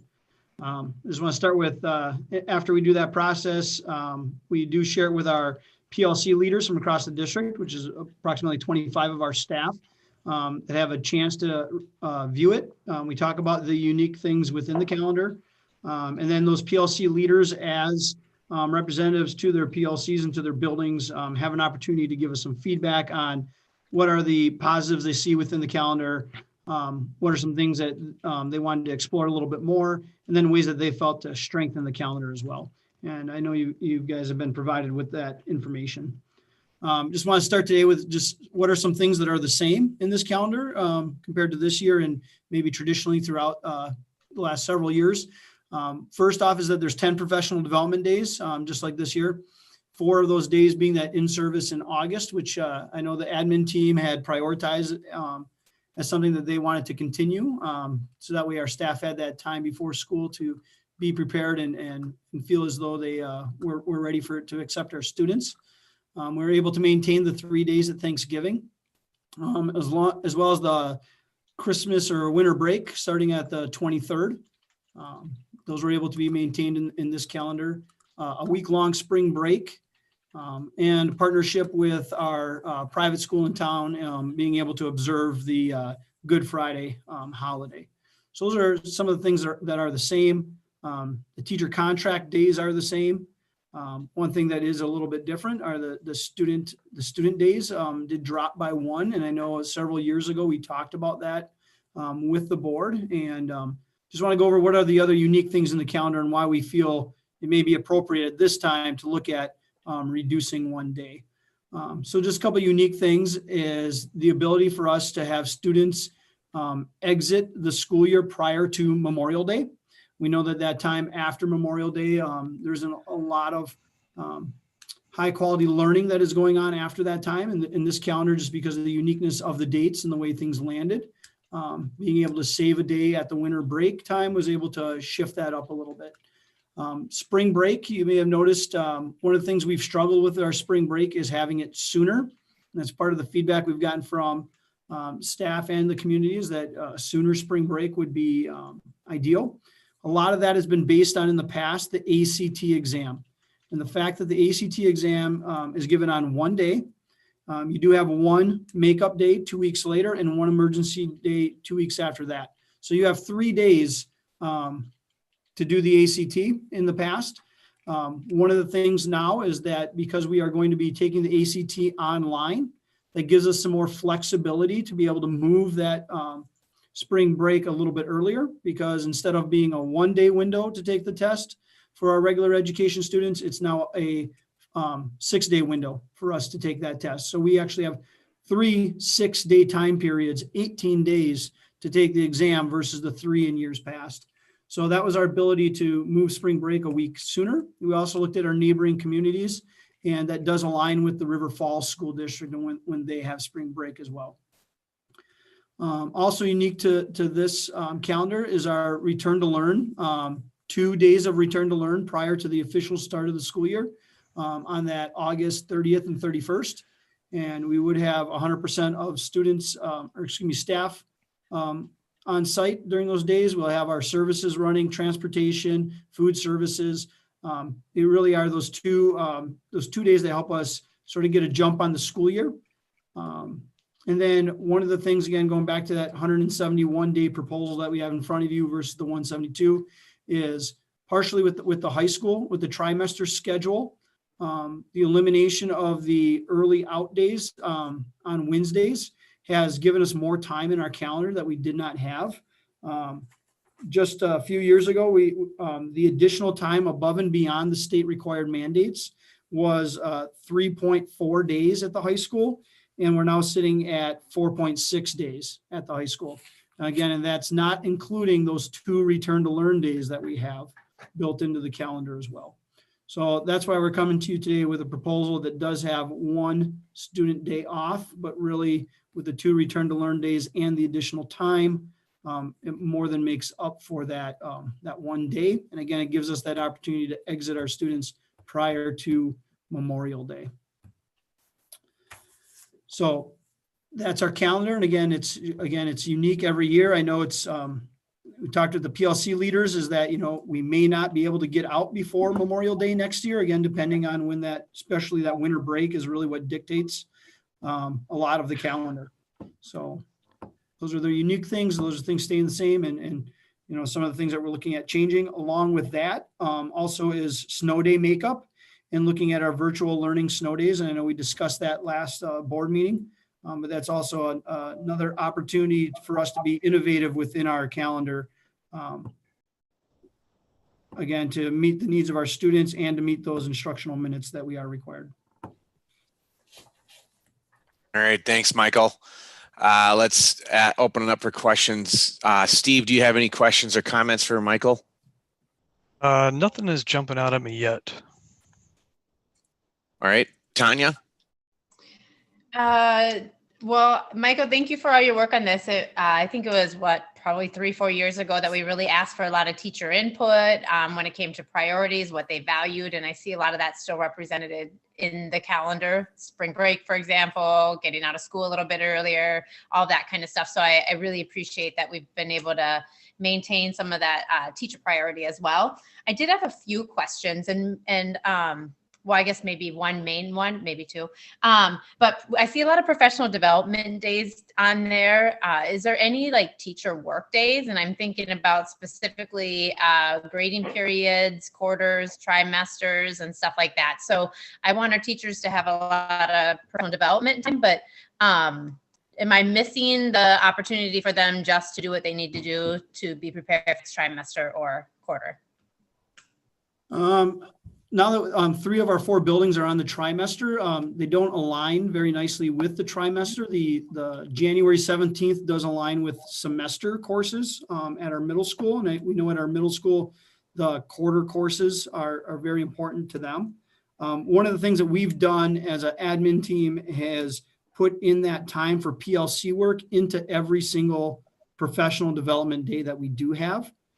So typically there are 3 hours where the PLC really drives that work in the afternoons of what do they need. And if it's at a grading period time, or if it's a time where they need to look at their scope and sequence, or especially at the intermediate and elementary school, we're looking at student data, like coming up in January here, because we'll have our winter screening done. And then we're looking at our new intervention and extension groups.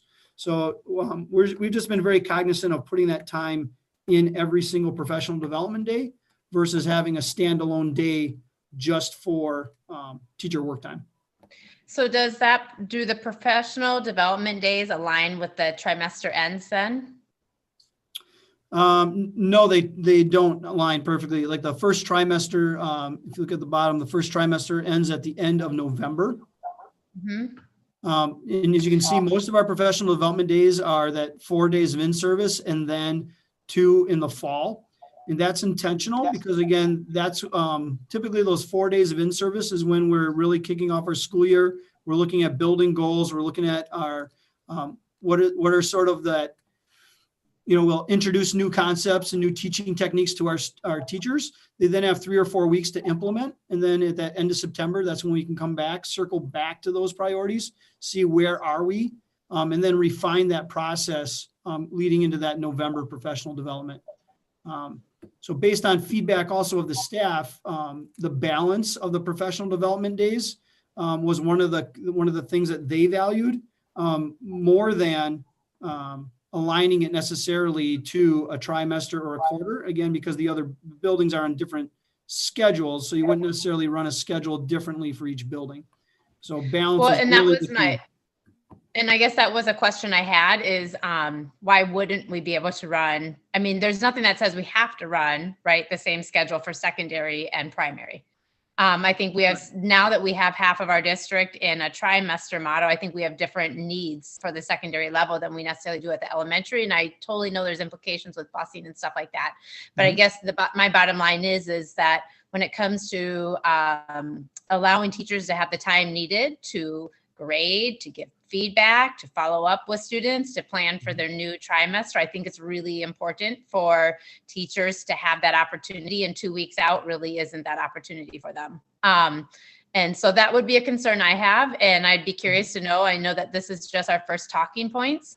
So I'd be curious as you present it to teachers and stuff like that, if they're not really valuing having those teacher work days at the end of a trimester for, I mean, I don't know when they would do it. 3 hours isn't enough for them to do all that kind of stuff, to grade, to move forward, to follow up. I mean, that's a lot. So, but if as you continue to work with groups and stuff, if teachers aren't concerned about that, then I'm not concerned about that. But that is my feedback. And I do think that we could start looking at, as a district, do we need to have the same model throughout, or do we need to have the same days off, or do those days have to look the same? Or should we align professional development days with trimester end days? Because it's still balanced out. It's still 3 times throughout the year and stuff like that. So anyways, Okay. my thoughts. Thanks, Michael. Thank you. All right, Vicky, any questions?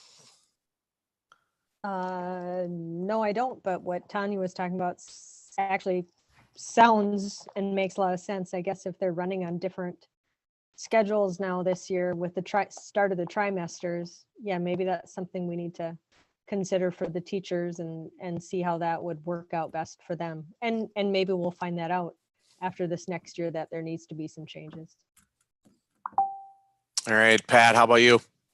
No, I think it's good. Tanya has good points too. Everybody, Michael, as you guys work through this, everybody's going to have a different value of their time, so seeing, being done by Memorial Day and earlier spring break is what I continuously hear loud and clear. So I think it's a great start. And as you guys work through it, I'll be curious to hear what the teachers value. All right. And just a reminder, so this year, for this current calendar school year, we did the 1 day for return to learn. This year, we're going to do 2 days of return to learn. So that's one difference, right? Correct. All right. I mean, you couldn't ask for a better layout of a calendar for having things kind of line up the way you want them to. I mean, to get out before Memorial Day. I don't know when the last time that even happened. It's been well over a decade. So it's kind of nice. It falls that way. I know it won't fall that way every year, but this looks really good. Spring breaks moved up to March. Things look really well put together here. So nice job. So I think that was just information discussion. So that was will this come back to us in January then for approval? Yeah, our goal is that this would be on the January board for action. Okay. Oh, yeah, there it is. All right. Okay, is that it for number 1, Rick? It is. Okay, so let's move on to number 2 follow-up from December 2nd work session at 9:27. Yikes. We were saving the best for last. That's what they told me. They had a bet over under if I'd still be awake tonight here. So bear with me. I just wanted to thank the board for the work session that we held on December 2nd. There were no decisions made, and basically we were reviewing and discussing the implications of the survey. And as we come to today, I think it's a period of this month for discussion and some decisions in January to meet some of our obligations that are coming up, specifically about known maintenance. So post-survey, I think there were 3 very specific questions that we had to address, and that is that since 2019 in the fall, with the presentation from SDS Architects and also the work that Mike Koika does for you on an annual basis, and in January, he'll be giving you an update with regards to both summer projects and the 10-year plan, is we know that we have repairs and replacement costs that are coming due. Renee is on today also to help us understand what are the 5 areas or 4 areas where we can finance costs that exceed an annual budget. And she'll kind of walk you through some of the pros and cons. We've written a white paper for you, and I think you're probably well versed on that, but we want to make sure that we understand that it's like a puzzle and we have to put the different buckets together and figure out what's the best way to move forward. And then obviously, if there's going to be a voter approved investment, we obviously have to signal that to the community and identify what are the essential items that would be covered. As you are well aware, but I was asked by a couple board members just to kind of put out the timeline with regards to specifically what have we been doing and what was the march to creating the survey. So in December of 2019, so a year ago at this time, you were adopting your new strategic direction. And there were 5 core areas at that time. And we continue to share that out to the community. In spring of 2019, the architects came through with an audit to help kind of identify specific things that Mike Koika has identified, but also with regards to the ASHRAE standards for identifying HVAC systems, boilers, but also things like our PA system, our fire alarms, with regards to how they work, when they're antiquated, and when they need to be replaced. One of the examples I would share is that 3 of our 4 buildings, the fire alarm systems are monitored by an external relay system. So it goes immediately to that and then to the fire department. The current middle school still is not on a monitoring system, and it cannot be on a monitoring system based on the antiquated system that's there. So when it goes off, we still have to make a physical phone call. So obviously, when students aren't there, no one's on site, there's no physical phone call that's going out. So those are some of the upgrades that we were looking at. In addition, after SDS had provided that full report, we went into phase 2, which was to look at goodness of fit of facilities. So tonight you saw wonderful presentations about academic programs that we're investing in, and a program of study that'll be coming to you in January for our students at the high school. But that goes from 12 and cascades all the way down to our 4K programs. When we think about academic learning, think about it as software, and that our buildings are like hardware. And just like our computers or your phones, as the software gets upgraded, every once in a while, the equipment or the hardware needs to be remodeled or upgraded with regards to a goodness of fit to match the new software. And so we did work with our staff. On the bottom, you can see the 3 priorities that came from our, and it's not just our licensed staff, but it was all staff. So we included our front office, food service, custodians, and our teachers. And they had 3 priorities that they had identified were kind of creating safe and secure controlled entranceways at our buildings to make sure that if that happened, you would typically move the front offices up there, and then you would have to repurpose the vacated areas. The priority 3 was to assess and determine kind of that developmental match with regards to our student body, the square footage, and the type of programs that are in place. It's really important for people to understand that when we went out to the community, we had the 5 strategic directions and what you aspire to, kind of the endpoints. Our conversation for the survey was asking for not only just the infrastructure, but to achieve all of the components of the strategic direction at one time. And so that price tag was $16 to $22 million.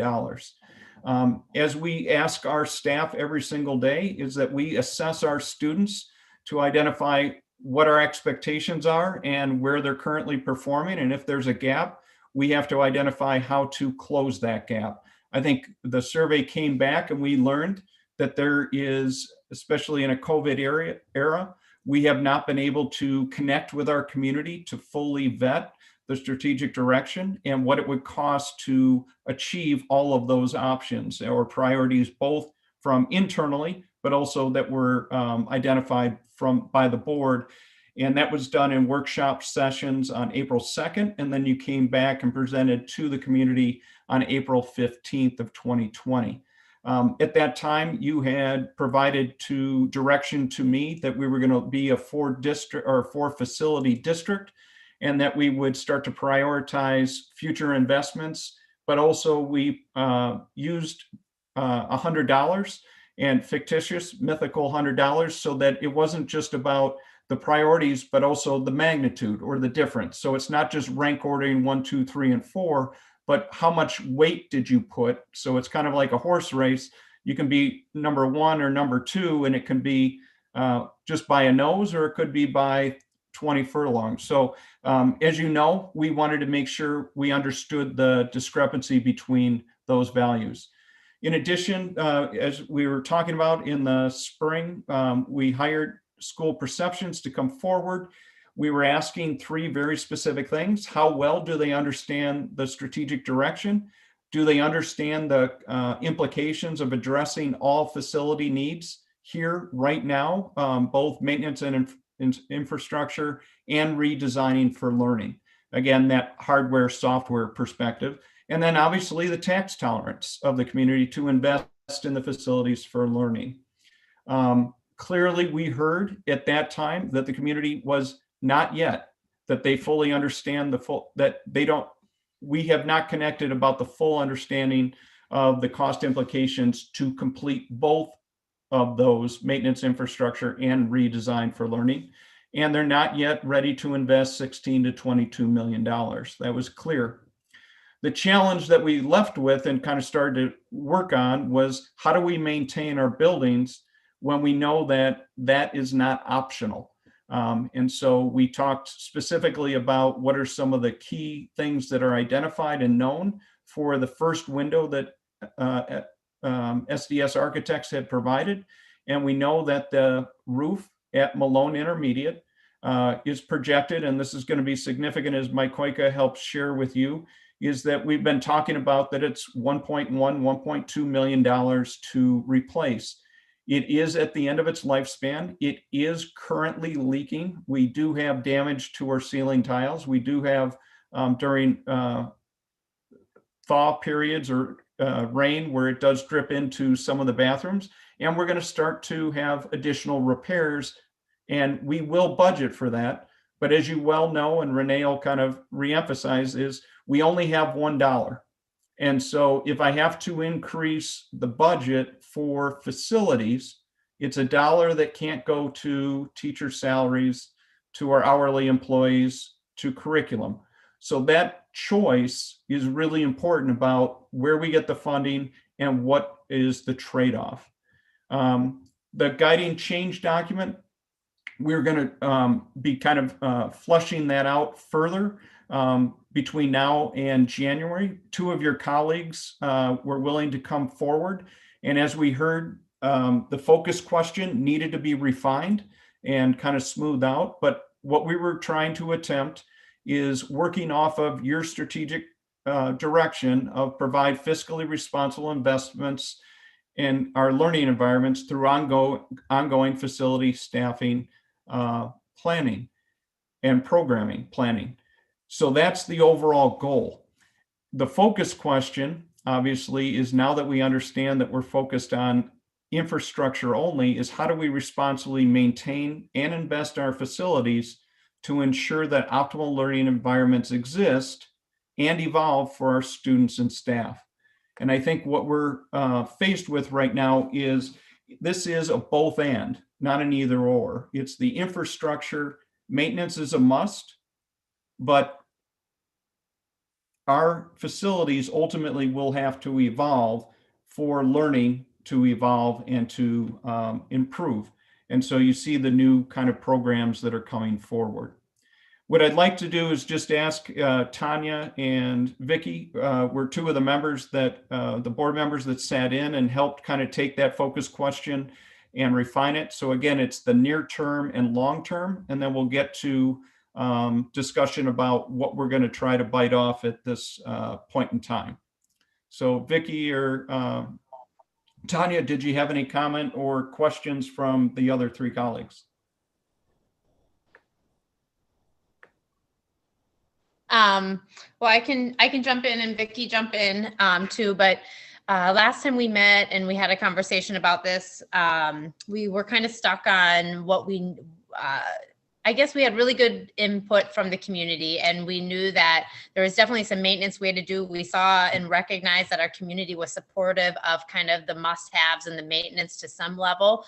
And so we, when we talked about the focus question, we wanted to move away from what we hope to do in the future, 10 years down the road, although that's important. We wanted to make sure that we really had we were able to take this question apart and kind of have a tiered focus with it. So how can we, you know, maintain and then invest down the road in our facilities, but not necessarily improve upon or whatever. We wanted to have more dialogue and conversation as a board about what that means, because I'm not sure that we have all the same understandings yet of what it means to invest in the facilities, what we need, what we don't need, where our community's at and stuff like that. So we tried to just kind of pare this question down to kind of the essentials of maintaining and investing, because we know we need to do that.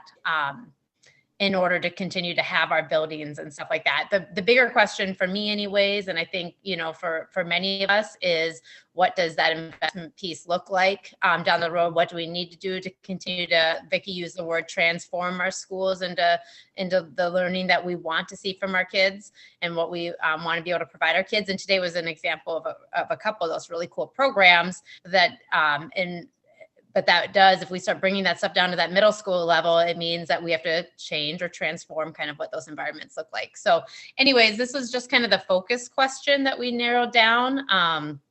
And then we kind of talked a little bit more about how we can start breaking down what that means. Vicki, anything that I missed or you wanted to add to that? No, I think you're right. We've got this is the broad outlook. This is what we're trying to achieve. And then as we go through, we'll pare it down to 1, 2, and 3, 4, 5, whatever we need to do. But at least this is a clear statement and understanding for us to follow and for the community to understand what we're looking to do. And then we'll just get more specific as we need to, but yeah, I think we're good. Any other questions before I move forward? Steve or Pat, do you guys want to jump in here on anything here with this focus question? Do you understand any questions? Well, I mean, for me, I just need to see what's next, I guess. I From- think, All right, I think it makes sense. I want to see what's next. I mean, I have a little bit of, thought about, there's an element of, protecting and maintaining our, community investment, but I don't want to get hung up on that right now. Let's keep going. Okay. All right. And thank you. And and you all have kind of that draft and a working document. We haven't officially brought back the guiding change, but I think Steve's comments were appropriate for us last time with regards to, unless the focus question's accurate, then it's really hard to put everything else in place. So we'll be coming back with that guiding change, followed up with this focus question. And I'm getting feedback. Is anybody else? I'm hearing it, but I'm on mute, so I'm not sure where it's coming from. Okay.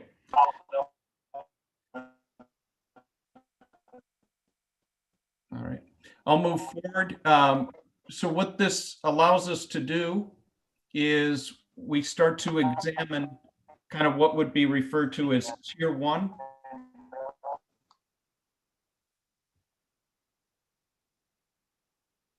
Tier 1 would be immediate and near-term facility needs, and it would be based on kind of the strategic direction. And then we would conduct essential maintenance, things like our roof, boilers, electrical, and fire alarms. On the right-hand side are kind of the Tier 2 and Tier 3. They're longer term. A is kind of to improve the safety of our buildings. It's related to policy.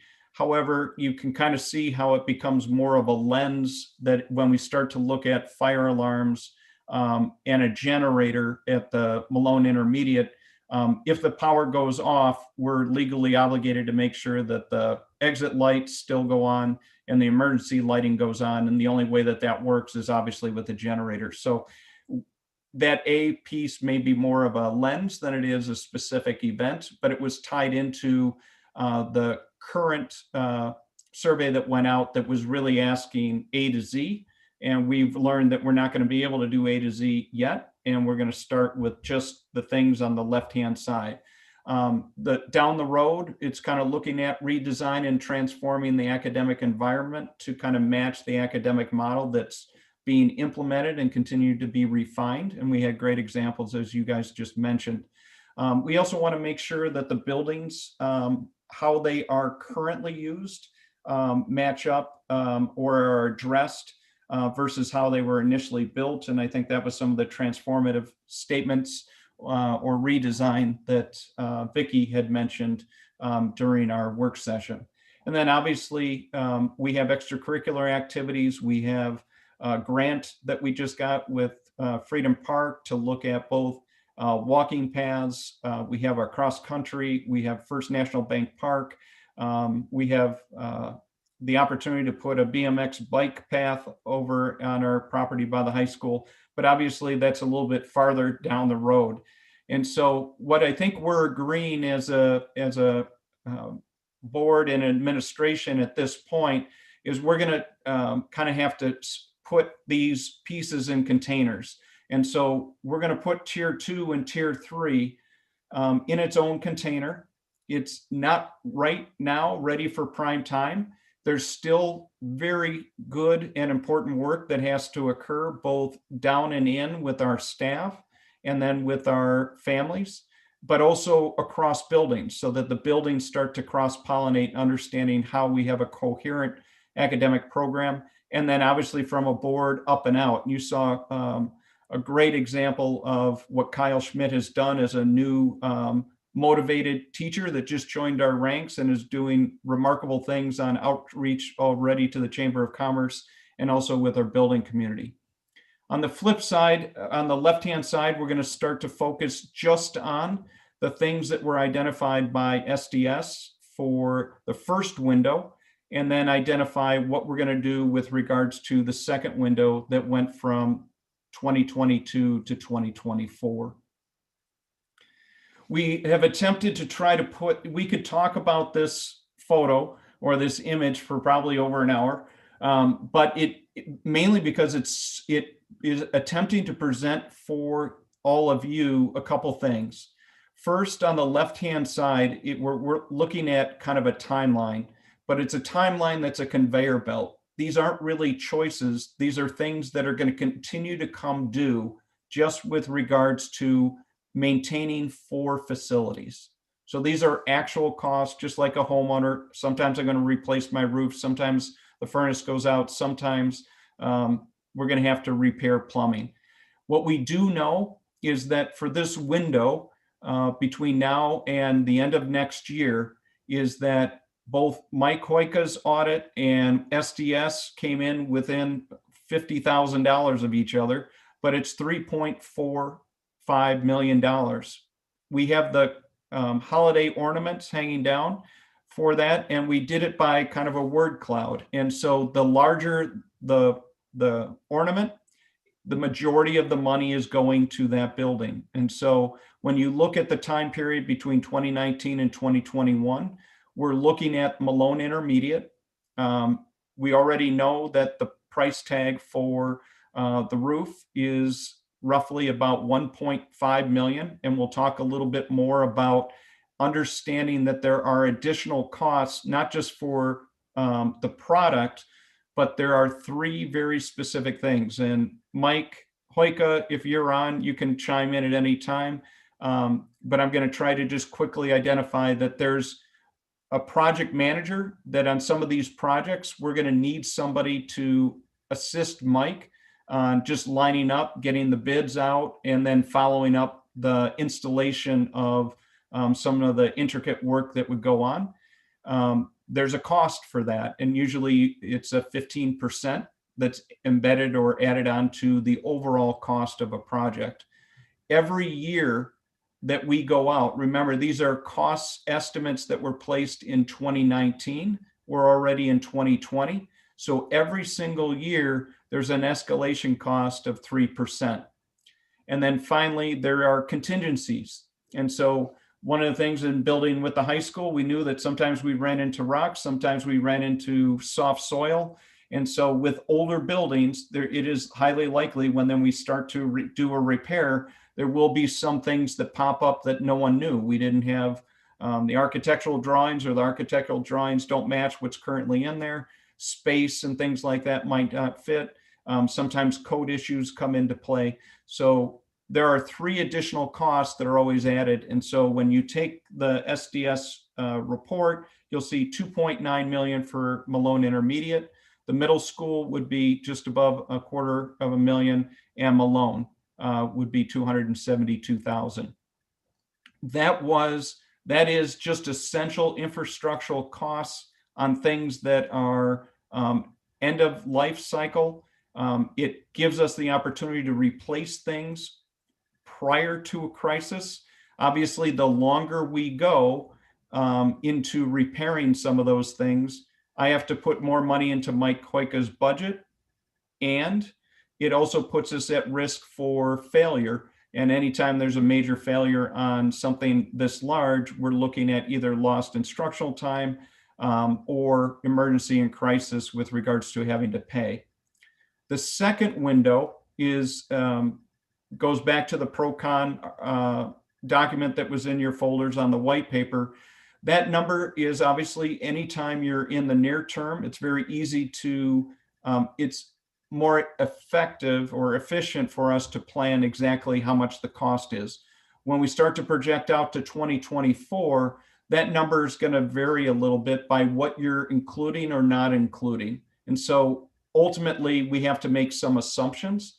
And so Mike Koika and I on the next slide will start to talk to you about the assumptions that we're putting in there.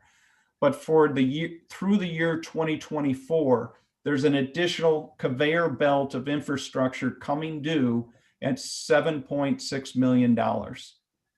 And so you can see that it starts to even off a little bit, where initially in the first window, majority of it went to Malone. Malone still is receiving more of the infrastructure that would be required, but you can see Malone and the middle school increase. Specifically, if the middle school continues to have students, then those repairs are more essential based on just the requirements that are in place for students versus staff. And then obviously once we got to 2025, it's about $2 million. And we at this time are not looking that far out with regards to trying to accomplish that work. Obviously, if you're kind of calculating this at home, you can see that we're looking at over $11 million. Again, depending on how bids come in, what time frame we're working at and what comes into the project. Mike Koika and I have presented with you what we think is probably $9.3 to $12.6 million if we're trying to accomplish funding through 2024. This kind of tries to depict, and I want to thank just the feedback we got about trying to put things into images to kind of explain what's going on. So with the first window of opportunity is that some of the things that we're aware of is that we're at historic low interest rates. Sooner or later, they're going to have to rise, just regression to the mean. And so every year that we wait, there's a risk that interest rates do go up. In addition, I talked about the escalation costs of 3% annually. So the cost of a project today that you decide to wait for a year or two, by definition, will be more expensive down the road. The soon area, again, would be taking into account that third 3-year period, that second window. Obviously, it'll be an additional larger dollar amount than if we were to ask for support or try to use our fund balance for the 3.4. We also know that some of the items sooner or later can be fixed, but at some point there's going to be a mass failure, or you can't continue to use a roof that leaks. And so we've lived that story before with the middle school. And so we understand that those responsibilities are taken seriously by the board, and we've been making great strides in that. As we go forward, obviously, is if we do take on too much debt or we decrease our fund balance, our A3 Moody, it's a credit rating, it's likely to decrease. And obviously, if your credit rating decreases, you are charged a premium with your interest rates. So this is trying to kind of show the evolution or the conveyor belt of costs and kind of the interaction of time and components with regards to escalation of fees, project management, and contingency funds. So I'm going to turn it over to Renee to walk you through. We had provided you with a pro-con kind of white paper. there are 4 areas, and I'm going to have her walk through where can we access money to pay for the 3.4 or 9 to 12 million dollars to cover the infrastructure. And so, Renee, do you want to walk through the pros and cons and how these might fit together, either in part completely or in supporting each other in a kind of putting together a puzzle? Hey, Rick, before we go forward, and you totally lose me, can we back up to what we were just talking about? I'm confused as far as how this correlates to the information we sent out in our survey. So our survey was more comprehensive than this. Our survey was specific that these things were already known in 2019. Our survey was looking at, while you're doing these things and have people on site doing construction, there is sometimes cost savings to do things in tandem. So as you're replacing some electronic equipment or doing PA systems, things that go up into the ceiling, you might be doing your plumbing or piping. But if you're not doing that, or if you're not moving an office, you still are going to be required to upgrade the PA system that is no longer functioning or MacGyvered by Andy Howland, but it's required for us for safety reasons, or even just the bell systems.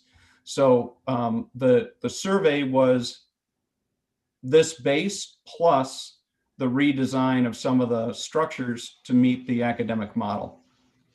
Okay, If so I may, also, oh, go ahead. Also, when we did the studies with SDS and all the stuff that had to be done, it was following into these timelines by, when the buildings were inspected by engineers, the plumbing and all this electrical panels and stuff. And when you start doing some remodeling to a building, that's usually a good time to start bringing some things up to code. And sometimes by the number of square footage or the dollar amount of the building that we're putting addition onto or remodeling, also we have to bring that up to the new standards or codes. So that's why a lot of that budget amount, the 16 to 22 $1 million included in that money was 12 million of that was going to be to take care of the 1 to 6 year projects. Yeah, and I understand. I mean, when you make these changes, sometimes you don't have a choice. You've got to do the other work. If you're going to open a wall up, you got to fix whatever's inside of it. So, yep. I'm just trying to understand where the 3.5 million, for example, in the now comes from, because we talked about the primary thing was a roof that was whatever, $1.5 million, 2 million. Now we're at 3.4, and maybe that detail's here somewhere and I'm missing it, but I don't know. Well, just real quickly, just the 3.4 million, by the time we get to that project and we add escalation costs on there, architects, contractor's fee, contingency case running things, bidding, all that roof is probably going to be closer to a $1.5 million project. And out of the other things that are in that money, we have plumbing, we have electrical panels, gear switching at other buildings that's past its life expectancy. And those are life expectancies. We're using numbers from engineers, firms like ASHRAE, that these are the commercial standards in the industries that say the life expectancy of this is when it's going to fail. Try and get it replaced before then. And then we evaluate our equipment too. So that's why that the 3.4 is not just 1.5 for a roof. And we have at the middle school, elementary, there's some for plumbing and electrical, HVAC stuff that is way past its life expectancy, which in our 10-year report that we have the stuff lifted by years when it was installed, stuff was upgraded, and what the standards are when that life expectancy of that equipment is. And with SDS and what I use, that's where these numbers come up. Those are kind of like urgent need stuff that we need to take care of. So Mike, It's my understanding that these numbers really are coming from the SDS, the architecture's information. So they had broken things down from a 1 to 2 year time span, and then I think it was a 3 to 5 year time span. And Yeah. I recall at our work session, you had done an awesome job after we heard from the community that we need to break things down. We need to do just the must. I saw the document that you had shared with us that broke it down and even took that 1 to 2 year kind of recommendation and said, this is what has to happen. And then this is what has to happen in that 3 to 5 year. And it's my understanding and from looking at that last or a couple of weeks ago, that's where these numbers are coming from is like, you know, we have those kind of tier 1 needs, those maintenance needs, so things that have to happen. And I don't think that I think we all understand that those things have to happen. We understand where the costs come from and stuff like that. But the reality is that that's what I think, Steve, those numbers are really coming from is from the last work session and then the pared down version. Right. Yeah. We, you know, the 1 to 3 we looked at, and what I have in my 10-year plan, what SDS has in their 1 to 3, and that's where the $3.4 come out. Now, when we went to the 4.6 years, we did take some of the stuff that SDS had in there and some of the stuff we also had, and some of we might have moved into the 10-year mark that we thought, okay, our stuff is good enough, it can make it a few extra years. But then we also went back and said, you know what?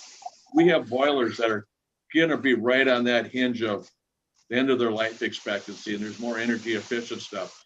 So, you know, there was some dollar changing there, but we're still, you know, at 7.6. So we did move some equipment down and prioritize what's more important to put into that. What can we move down the road? So we'd really looked at this equipment and HVAC stuff, the heating, the building envelopes, the roofs. And another thing is that, you know, we're looking at this is that within 5 years, we have 3 roofs on 3 different buildings that we need to address. We have 1, we have 2 right now. 2 years later, we need to address another building. 2 years after that, we need to address another one. So, you know, it's just the time now we kind of borrow the money and we have 3 years to do the work out. And then, you know, we get the money on a cheaper interest and hopefully we can bid this out and do more of the roofs. We're really not doing them too early. We're doing them within the life expectancies, but we are being proactive and looking at those. Thanks, Mike. Go ahead, Rick. I'm sorry. I'll just, we can come back around another time. Well, and I wanted to just emphasize what Mike said, because for that soon, the yellow part where it says 7.6 million, as I shared, we had to make some assumptions. So Mike and I, once he shared that we have 3 roofs that have to be done between now and 2025, this number 7.6 does include all 3 buildings. So again, I just wanted to say, we have to tell you what the assumptions are in order to give you a number. Without the assumptions, you can keep changing the number. It'll be like the Dow Jones. The other thing that we are looking at is that soon timeline is through the year 2024. So the first number is through 2021, and then the second phase is through repairs that are done through 2024. The 2 things that we obviously have talked about is, and Renee's going to kind of talk about, is where do we get money? On this slide, you'll see the green April 2021, and then a blue square that says February 2022. Those are, if we ask the community to assist us with covering the costs, we only have certain times of the year during regular elections that we're allowed to do so. The next official election is April 2021. And if we wanted to ask for any assistance, we have to make that resolution by January 2021 board meeting. If the board decides it wants to wait, the next time you could ask would be February 2022.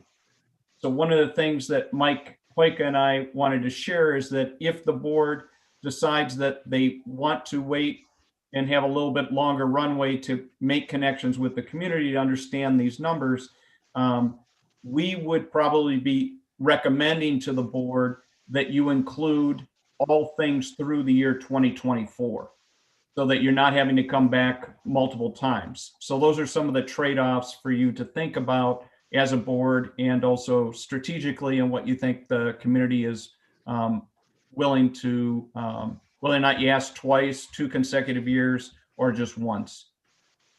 So Renee, do you want to just kind of run through kind of the 4 buckets where we have opportunity to put money towards the first 3.4 or the subsequent 7.6? Yes.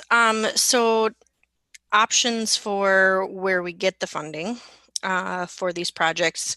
You go, you guys have your screen up for the with the graph. You're looking at 3.4 million. If we don't go for a referendum April 2021, where are we going to take those funds from is basically the question of the night. You can take it from fund balance, which the fund balance is provided to you June 30th and at the annual meeting with a snapshot in time. Reality is that's not really cash on hand, and some of the cash on hand cannot be spent on anything but what it's specifically received for. So we can tap into fund balance a little bit, but there's not really 3.4 there to spend. Like if you wanted to spend that in November, we wouldn't have 3.4 to spend. That is when we are tapping into our fund balance on a regular basis to pay for payroll and our ongoing expenses. We really don't receive a lot of money between when we book it as of June 30th until December. So we rely on that fund balance to make payroll and keep up with our ongoing costs until we receive our first payment in December. So Can I jump in here, Renee? Yes. So just for board, just to move this forward, I think we're all, unless anybody's the fund balance would be like an emergency fund use only. Correct. I don't think anybody's interested in dipping into the fund balance for a planned spend. So the fund balance kind of goes hand in hand with that short-term loan. Okay. So we have that $1 million short-term loan, and it's basically a line of credit that we open up every year. So those two go hand in hand. If you dip into the fund balance, you're going to need the short-term loan. Right. Those kind of work together. And then we do have the Fund 46 that's available August 2022. So that would be in the soon category is where that falls, of when you can tap into that. We can't use it until August of 2022, and we can't reimburse for expenses that were done prior to August 22. So we can't put the roof on in July and then reimburse Fund 10 from that Fund 46. That was made very clear by DPI. And the fourth option is the voter approved bonds. So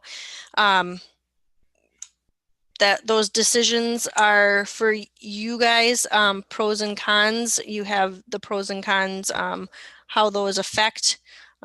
We talked about them last month. And you guys have the document ahead of time. Do you want me to go through those pros and cons, or you guys good on them? I mean, unless anybody wants to adamantly go, I think we're good. I think we kind of understand the pros and the cons of each of these. And Okay. Back to you, Rick, on this one, or you want me to keep going? No, I think you can just be on call for as we put the financial puzzle together. I think forward on the left-hand side, obviously, again, it's really a choice with regards to when, but it's pretty clear that we do not have the internal funds to pay for either 3.4 or the subsequent 7.6 that's coming due. So it's a conveyor belt of true essential needs. If you go in April 21, Some of the pros is that we are pretty clear about the near-term costs. We also know that interest rates, as we talked about, are at historic lows. You get to be able to do a larger scope of work because of that. And we're able to do things proactively. And Mike would be able to not have to be concerned about emergency repairs. Now, the con of that, obviously, is that we just went through a survey with the community where we asked for everything, not only just this, but also the redesign of our schools. And so there might be a short runway for us to kind of engage the community to understand the difference between the two. And COVID doesn't help because, as you can see, we're meeting virtually and nothing is going to change probably until June or July with regards to kind of the situation with COVID.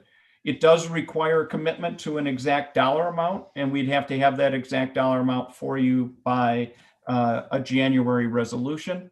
Understand that if we just went with what we need for the next through 2021, there definitely, obviously, needs to be a follow-up request. And so that means you're going to the community twice. And we know that sometimes people have short memories and they would say, well, didn't we just give you 3.4 million? So that might be something for us to kind of weigh back and forth. If you decide, however, to wait until the next time you can ask is February or April of 2022, the converse, right? We have a longer period of time. You would be at this time, if you're going in February 2022, you would be passing a resolution at the December 2021 meeting. And work could still be accomplished by 2022, right? We still would have the opportunity to hire project managers and line that up. The con is it's a higher risk reward. One is if the voters didn't approve, then we're really left high and dry with regards to being further down the road and critical needs. Rick, can I just stop you right there? Because I wanted to come back on that. Work can still be accomplished in this. That was one of the questions that we did have last work session, was about if we waited until February or even April, can we get these roofs done in 2022? And what we're basically saying here is we think so. If we got the ball rolling early enough. Well, I'll defer to Mike, but I would say February. If it was February, there's a possibility. If it's April, probably not. I mean, as we talked about, there might be where you'd already have a project management firm up front and some of the specs are engineering, but that means that we're paying people ahead of time before we even know if something's been approved. So February, if it passed, it would squeak it in. But again, remember, from the time it's approved, you have 5 years to purchase or sell the bonds and 3 years to do the work. So as Mike said, we have in 5 years, 3 roofs to repair.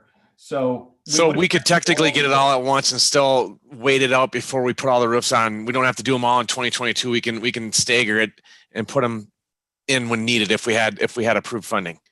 Yeah, you can, but there's one caution with that. When you borrow all the money and you do some other roofs down the road, we want to make sure we really work with a roofer and find that, try and make sure we have enough escalated cost in there.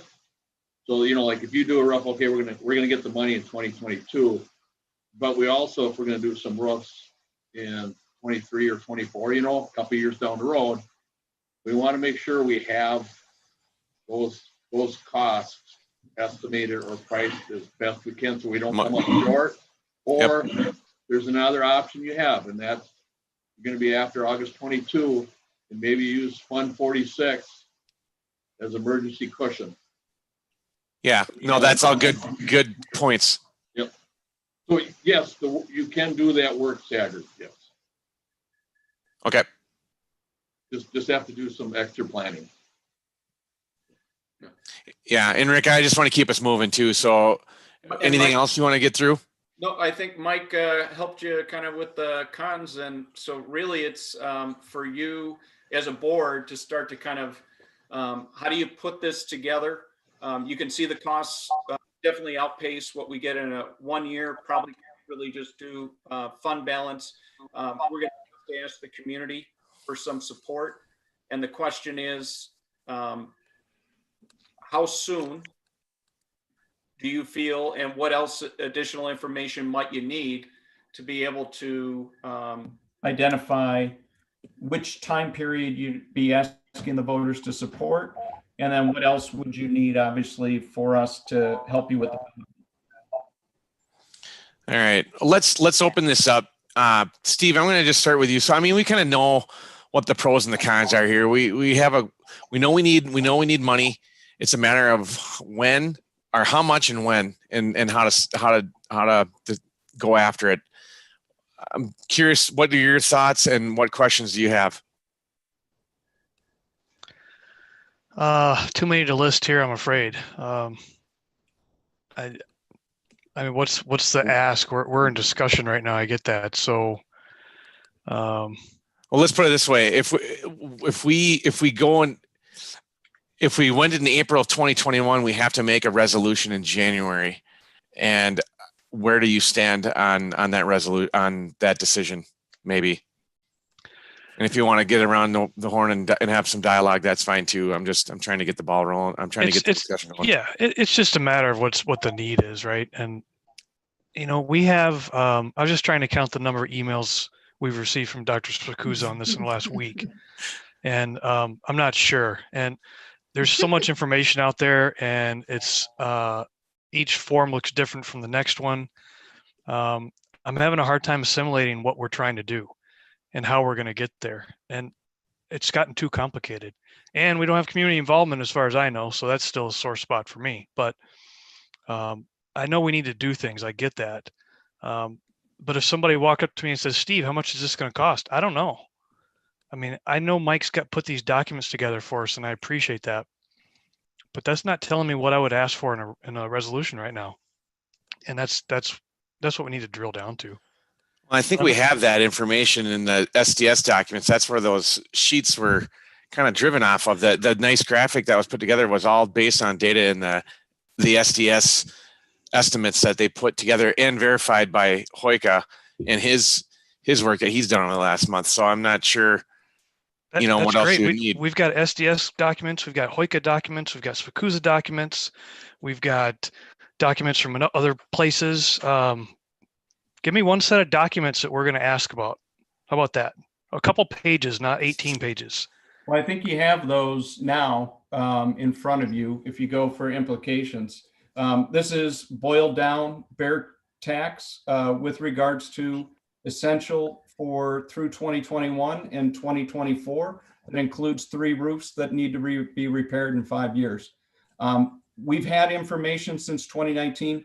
And we need the board to kind of define how are you going to repair 3 roofs at one time, and are you going to repair through 2024? Where's the slide after this one that breaks down what's in the 3.45 million? Do you have that one, Rick? Yeah. It is on there. I mean, it's in our slides as well. There it is.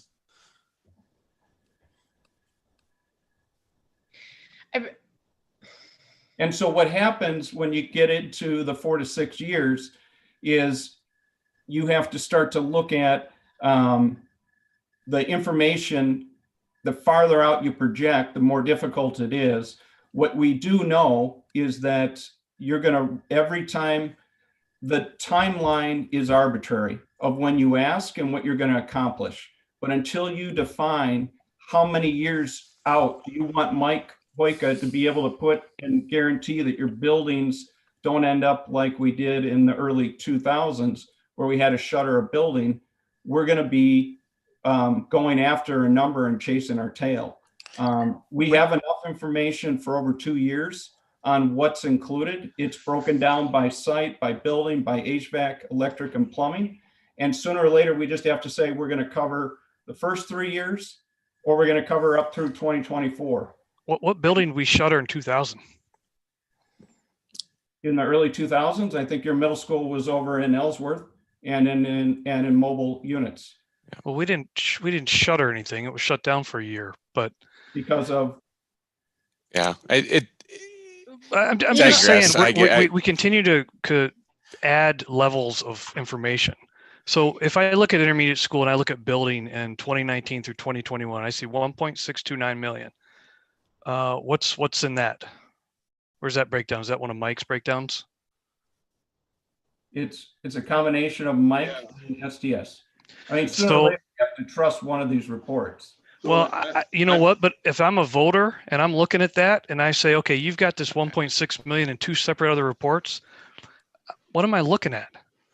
And that's the problem with this. It's just not cohesive. Yeah, our SDSs, I mean, if we take the SDS sheets and we look at all these line items, we break down the plumbing, and we go like the elementary school and what SDS has in there, and their site plans, and you go through all their codes, and then the plumbing. I'm just going to use plumbing example.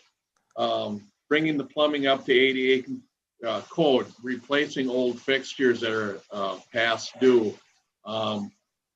If we take the elementary, and of course we go out to electrical in years 4 to 6, it looks like a lot of money for electrical, but it's at the time of getting rid of all the TH and going into LED lighting.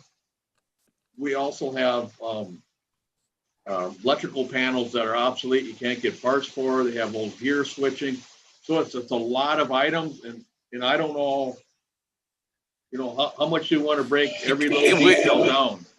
We're not going to get into that tonight. I think this is where we're at. This is what SDS has done, and there's data behind the data, and we've rolled it up at many different levels here. So what I want to get to here is at least, I don't know if it's a decision, but I want every board member to weigh in on this, and I want to know where they're at. Number one, for an April referendum, and 2, moving forward beyond. So Steve, we can come back to you and you'll have more time to chime in, but I want to get to the others. So Tanya, do you want to jump in? Yeah, I Thank just feel like I just really want to simplify us too a little bit, which is like, we've never just asked ourselves, do we all agree with the basic question that we must tackle this maintenance stuff? Like, that's the first question. And I know we've talked about it 1,000 times. I think we just need to that to me is the first question. And I would say, yes, for me personally, I believe that we need to come up with a plan to tackle this stuff. And to me, the second question after that is, how are we going to go about doing it? And then the third question is, exactly what do we need to do? And so I think we're getting stuck in some of the weeds that before we've even just said to ourselves, besides like our own personal thoughts, like, yeah, we need to move forward and we need to replace these things. We don't know exactly what yet. We haven't looked at it and pared it down. I mean, we've seen it. I believe it's there. I've seen it. I looked at it at our workshop. But the first question for me is yes, I believe absolutely that we need to invest in the maintenance of our buildings. That's priority to me. I don't see any way around it. And I'm curious where everybody else at a board is with just that very, very basic question. And then I would like to hear from everybody else, okay, how do you want to do that? Because if we all agree we need to do it, the next question is how. And for me, if we're asking it at the same time, we're not going to take it out of our fund balance. I think that's something that I'm not willing to do. That's there for a reason. We don't have enough funding for it anyways. I think we have our Fund 46 that, yep, it's not going to pay for the roof, but it might pay for some of those other things. So we do have some money that we have saved purposely for these kinds of things because we saw this down the road. So even though we might see that $9,000 to $11,000, which obviously we're going to have more conversation about as we develop questions, I think that we can reduce that a little bit because we do have that fund balance. But yes, to me, this is a referendum question. I don't see any other way for us to fund the maintenance of the buildings. And I believe strongly that it is in our best interest to keep the maintenance of our buildings up. So for me, to be clear, I'm in support of going to a referendum to support the maintenance. Exactly how much we're asking for, what it's covering yet, I'm not super clear on that yet. I agree with Steve where I see lots of different numbers. Even on here, I see this 9.28 at the bottom of 4 to 6, but in the slide above it was 7 mil or something. So I do see where there's some variation and we need to kind of narrow that in, but I don't think we need to decide that right now. I think what we do need to decide is maintenance is a priority or not. And I foresee us only being able to do that through a referendum. From there, I would rather not go back to the community 2 times. If I had a choice, I would do a referendum next year, probably April. That would be my choice. I don't know exactly how much yet or what it would entail, but that's where I'm at. Just a point, Tanya, April or February? Oh, I'm sorry. It's February is the first one, right? I think I would do February in case we had to relook at something for April. Okay. All right. Thank you. Vicky? Well, Tanya said what I was, actually, that's where I was headed. February 2022, we're going to need to ask. I don't want to ask twice. I want to get everything organized and together so we know exactly what we're spending money on. The community knows what we're spending money on. And we do need to do this to keep our maintenance up on our buildings. All right. Thank you. Pat? Yeah, I don't advocate a referendum this April. I advocate one for next February. I advocate going out one time for maintenance needs. Anything, between now and 3 years out, but we basically have 12 months to figure that out. So, that's my position. I don't have anything new to share other than what everyone already has. All right. Yeah, there's a couple of ways to slice this. And, looking at April, the ask is even for the 2020, 21, the 3.4 to get it all. And we're going to have to come back and ask again anyways. So there's no point, in my opinion, if we're going to go in April, we're going to have to go again either in the following year or the year after at the latest. And you're just kicking the can down the road. And I know we'd be slightly kicking the can down the road in February, but I do believe it's the right play here, that if we wait till February next year, we can get our affairs in order. We can do a much better job, which we have to do. We need to do a better job of informing the community, which we haven't done. Unfortunately, COVID, we can use that as an excuse, but it's still not acceptable. And we have to do a good job. We have to do a much better job informing our community because clearly they're not aware of the needs that we have. And I think we have an opportunity here if we go in February to get a plan together that the community can understand, be involved in, help us kind of frame it up on what to ask for and where the needs are. And there's obviously these are all needs, but I think there's ways that we might be able to at least dice it up a little bit. Maybe by building, I don't know. I don't want to get into the schematics of that because I think, there's ways to do it, but I think getting the important thing is getting community involvement and getting community awareness on the broader community. And we need to do it. We need to do a much better job. And that's the focus for 2021 really is that effort to get community awareness and hopefully buy-in because we need this money. And so April, yes, we need it. In April of 2020, we certainly could use, the money. It'd be nice to, but I don't think the community is ready to support it, to be honest. And secondly, I think we're going to have to come back again anyways. So if we can do it right and push something out to February 2022, we can take care of, hopefully we can take care of a lot more than just the immediate needs. We can get into that yellow bar of the 7.6, at least, portions of it, and go from there. So that's where I stand. I think we're all mostly on the same page. Steve, I wanted to circle back to you and give you another opportunity to jump in here. Do you have anything else? No, thank you though. Okay. Anybody else have anything to add or comment on? Rick, you too? We will, in January, bring back to you an opportunity to commit to a resolution for February, and then in December of 2021, we'll have the time to put on there the resolution. And I think what we'd be looking for is the number of years. Mike Hoika is recommending that we would cover through the year 2024. And then we can have discussion on that, and that we would include all 3 roofs in Okay, that. back up a second here. I wanted to get that. Can you explain that again? You're coming back in January of 2021 with a resolution for us? We'll come to a resolution so that you can identify that you're signaling to the community that we're going to need a referendum. And then it gives us the opportunity to start to engage and create the awareness about the seriousness of it, and that you don't have to have the exact price tag until you pass the resolution you're just committing to the date, and then you'll have a resolution December 2021.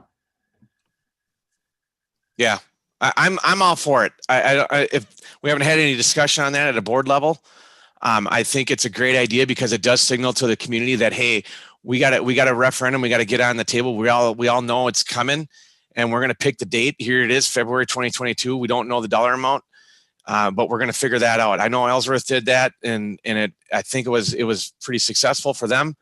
So, I think that's a pretty good idea. Anybody have any objections to that at this moment, or any comments on that?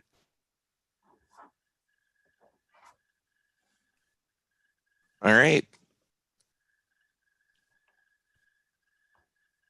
All right. We have one last update, and that's with regards to spring elections. Oh, yeah. Okay. Sorry. I'm falling asleep here. So this is, we're moving on. Item 3, school board spring elections. There we go. Good evening, everyone. We'll just wrap this up with a friendly reminder that, yes, the spring election will be taking place April 6, 2021. The deadline to file candidacy paperwork for that election coming up will be Tuesday, January 5th, 2021, the first Tuesday of January. The deadline is by 5 p.m. Interested individuals can reach the district office, Beth Linderholm, and obtain those forms, and we'll get those filed for them. It is a 3-year term. That's all. All right. And I sure hope you guys are getting your paperwork in, or planning on it. All right. I think that's it. So let's move back up. And I think we are now off info and discussion and back on recognition of visitors. If anybody's awake and online, would they care to be recognized? At this time, there is nothing, Mike. We bored them all to death. This is good discussion though tonight. I really thought this was a very healthy dialogue. And Steve, thank you for keeping us honest on some of these motions. I know you're much better at doing that than me. So thank you. We are on item H, motion to adjourn. So moved. Second. All right, that took way too long, Tanya. We have a motion in a second. All in favor? Aye. Aye. Opposed? That carries.